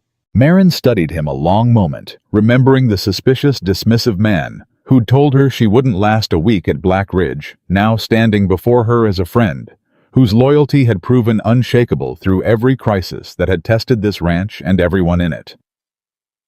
We all learned something, Otis, she said softly. That's what near losing everything tends to teach folks if they're willing to listen. Wade found them there a short while later, his own hands roughened from a morning spent mending fences, his face carrying the particular contentment of a man who had, against every expectation, found his way through devastating loss into something resembling genuine happiness. Marin? He said, coming to stand beside her at the fence, watching the new calves stumble across grass that had months before been threatened by drought and debt and a banker's ruthless ambition. Otis was just telling me you're planning on teaching Bess your recipe for that winter preserve everybody's been begging for since Christmas. Seemed only right, Marin said. She's earned the knowledge, same as she's earned everything else she's learned these past months. You've built something remarkable here, Wade said, wrapping an arm around her shoulders, watching the ranch that had once teetered on the edge of total collapse, now thriving beneath a spring sky bright with promise. Not just the ranch itself, though. Lord knows you've rebuilt that from near nothing. You've built a family, Marin. A real one, the kind that stands together through fire and flood and every kind of trouble this world throws at us. Marin leaned into him, watching Otis limp. No, not limping anymore. Walking back toward the barn, with the particular satisfaction of a man content in his place in the world. Watching Tommy call out something to Silas Green that made them both laugh, watching Bess emerge from the kitchen with a basket of fresh bread destined for the hands' midday meal. We built it together. She said the words she'd repeated so many times these past months, finally settling into something beyond simple correction. A genuine, deeply felt truth that defined everything Black Ridge had become. Every single one of us choosing each day to fight for something worth saving, instead of giving up when it would have been easier. She thought briefly of the woman who had climbed off that wagon so many months before, scarred, guarded, expecting nothing more from life than quiet survival in a place nobody wanted her to succeed. That woman had believed deep down that fire had taken everything worth having from her life, that her scarred hands marked her as permanently damaged, forever separate from the kind of love and belonging other people took for granted. That woman had been wrong. The fire hadn't destroyed her. It had simply revealed what she'd been all along, someone capable of walking into devastation and building something whole and beautiful from its ashes. Someone whose worth had never been diminished by scars, but rather proven by everything she'd survived and everything she'd chosen to become, despite them. Black Ridge Ranch stood now strong and thriving beneath the spring sun, home to a family forged not by blood but by loyalty, hard-won through fire and flood, and the relentless schemes of a man who had learned too late that some people simply couldn't be broken by cruelty or theft or manufactured lies. Marin Calloway stood at the center of that family, scarred hands, resting gentle against her husband's chest, surrounded by people who had once doubted her and now couldn't imagine Black Ridge without her. She had come to this ranch a stranger, nobody wanted, carrying scars that everyone assumed marked her as broken beyond repair.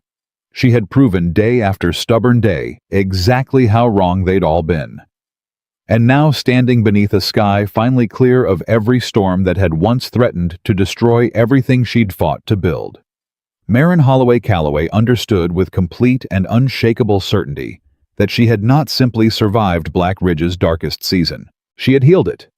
She had transformed it, and in doing so, she had finally completely healed herself.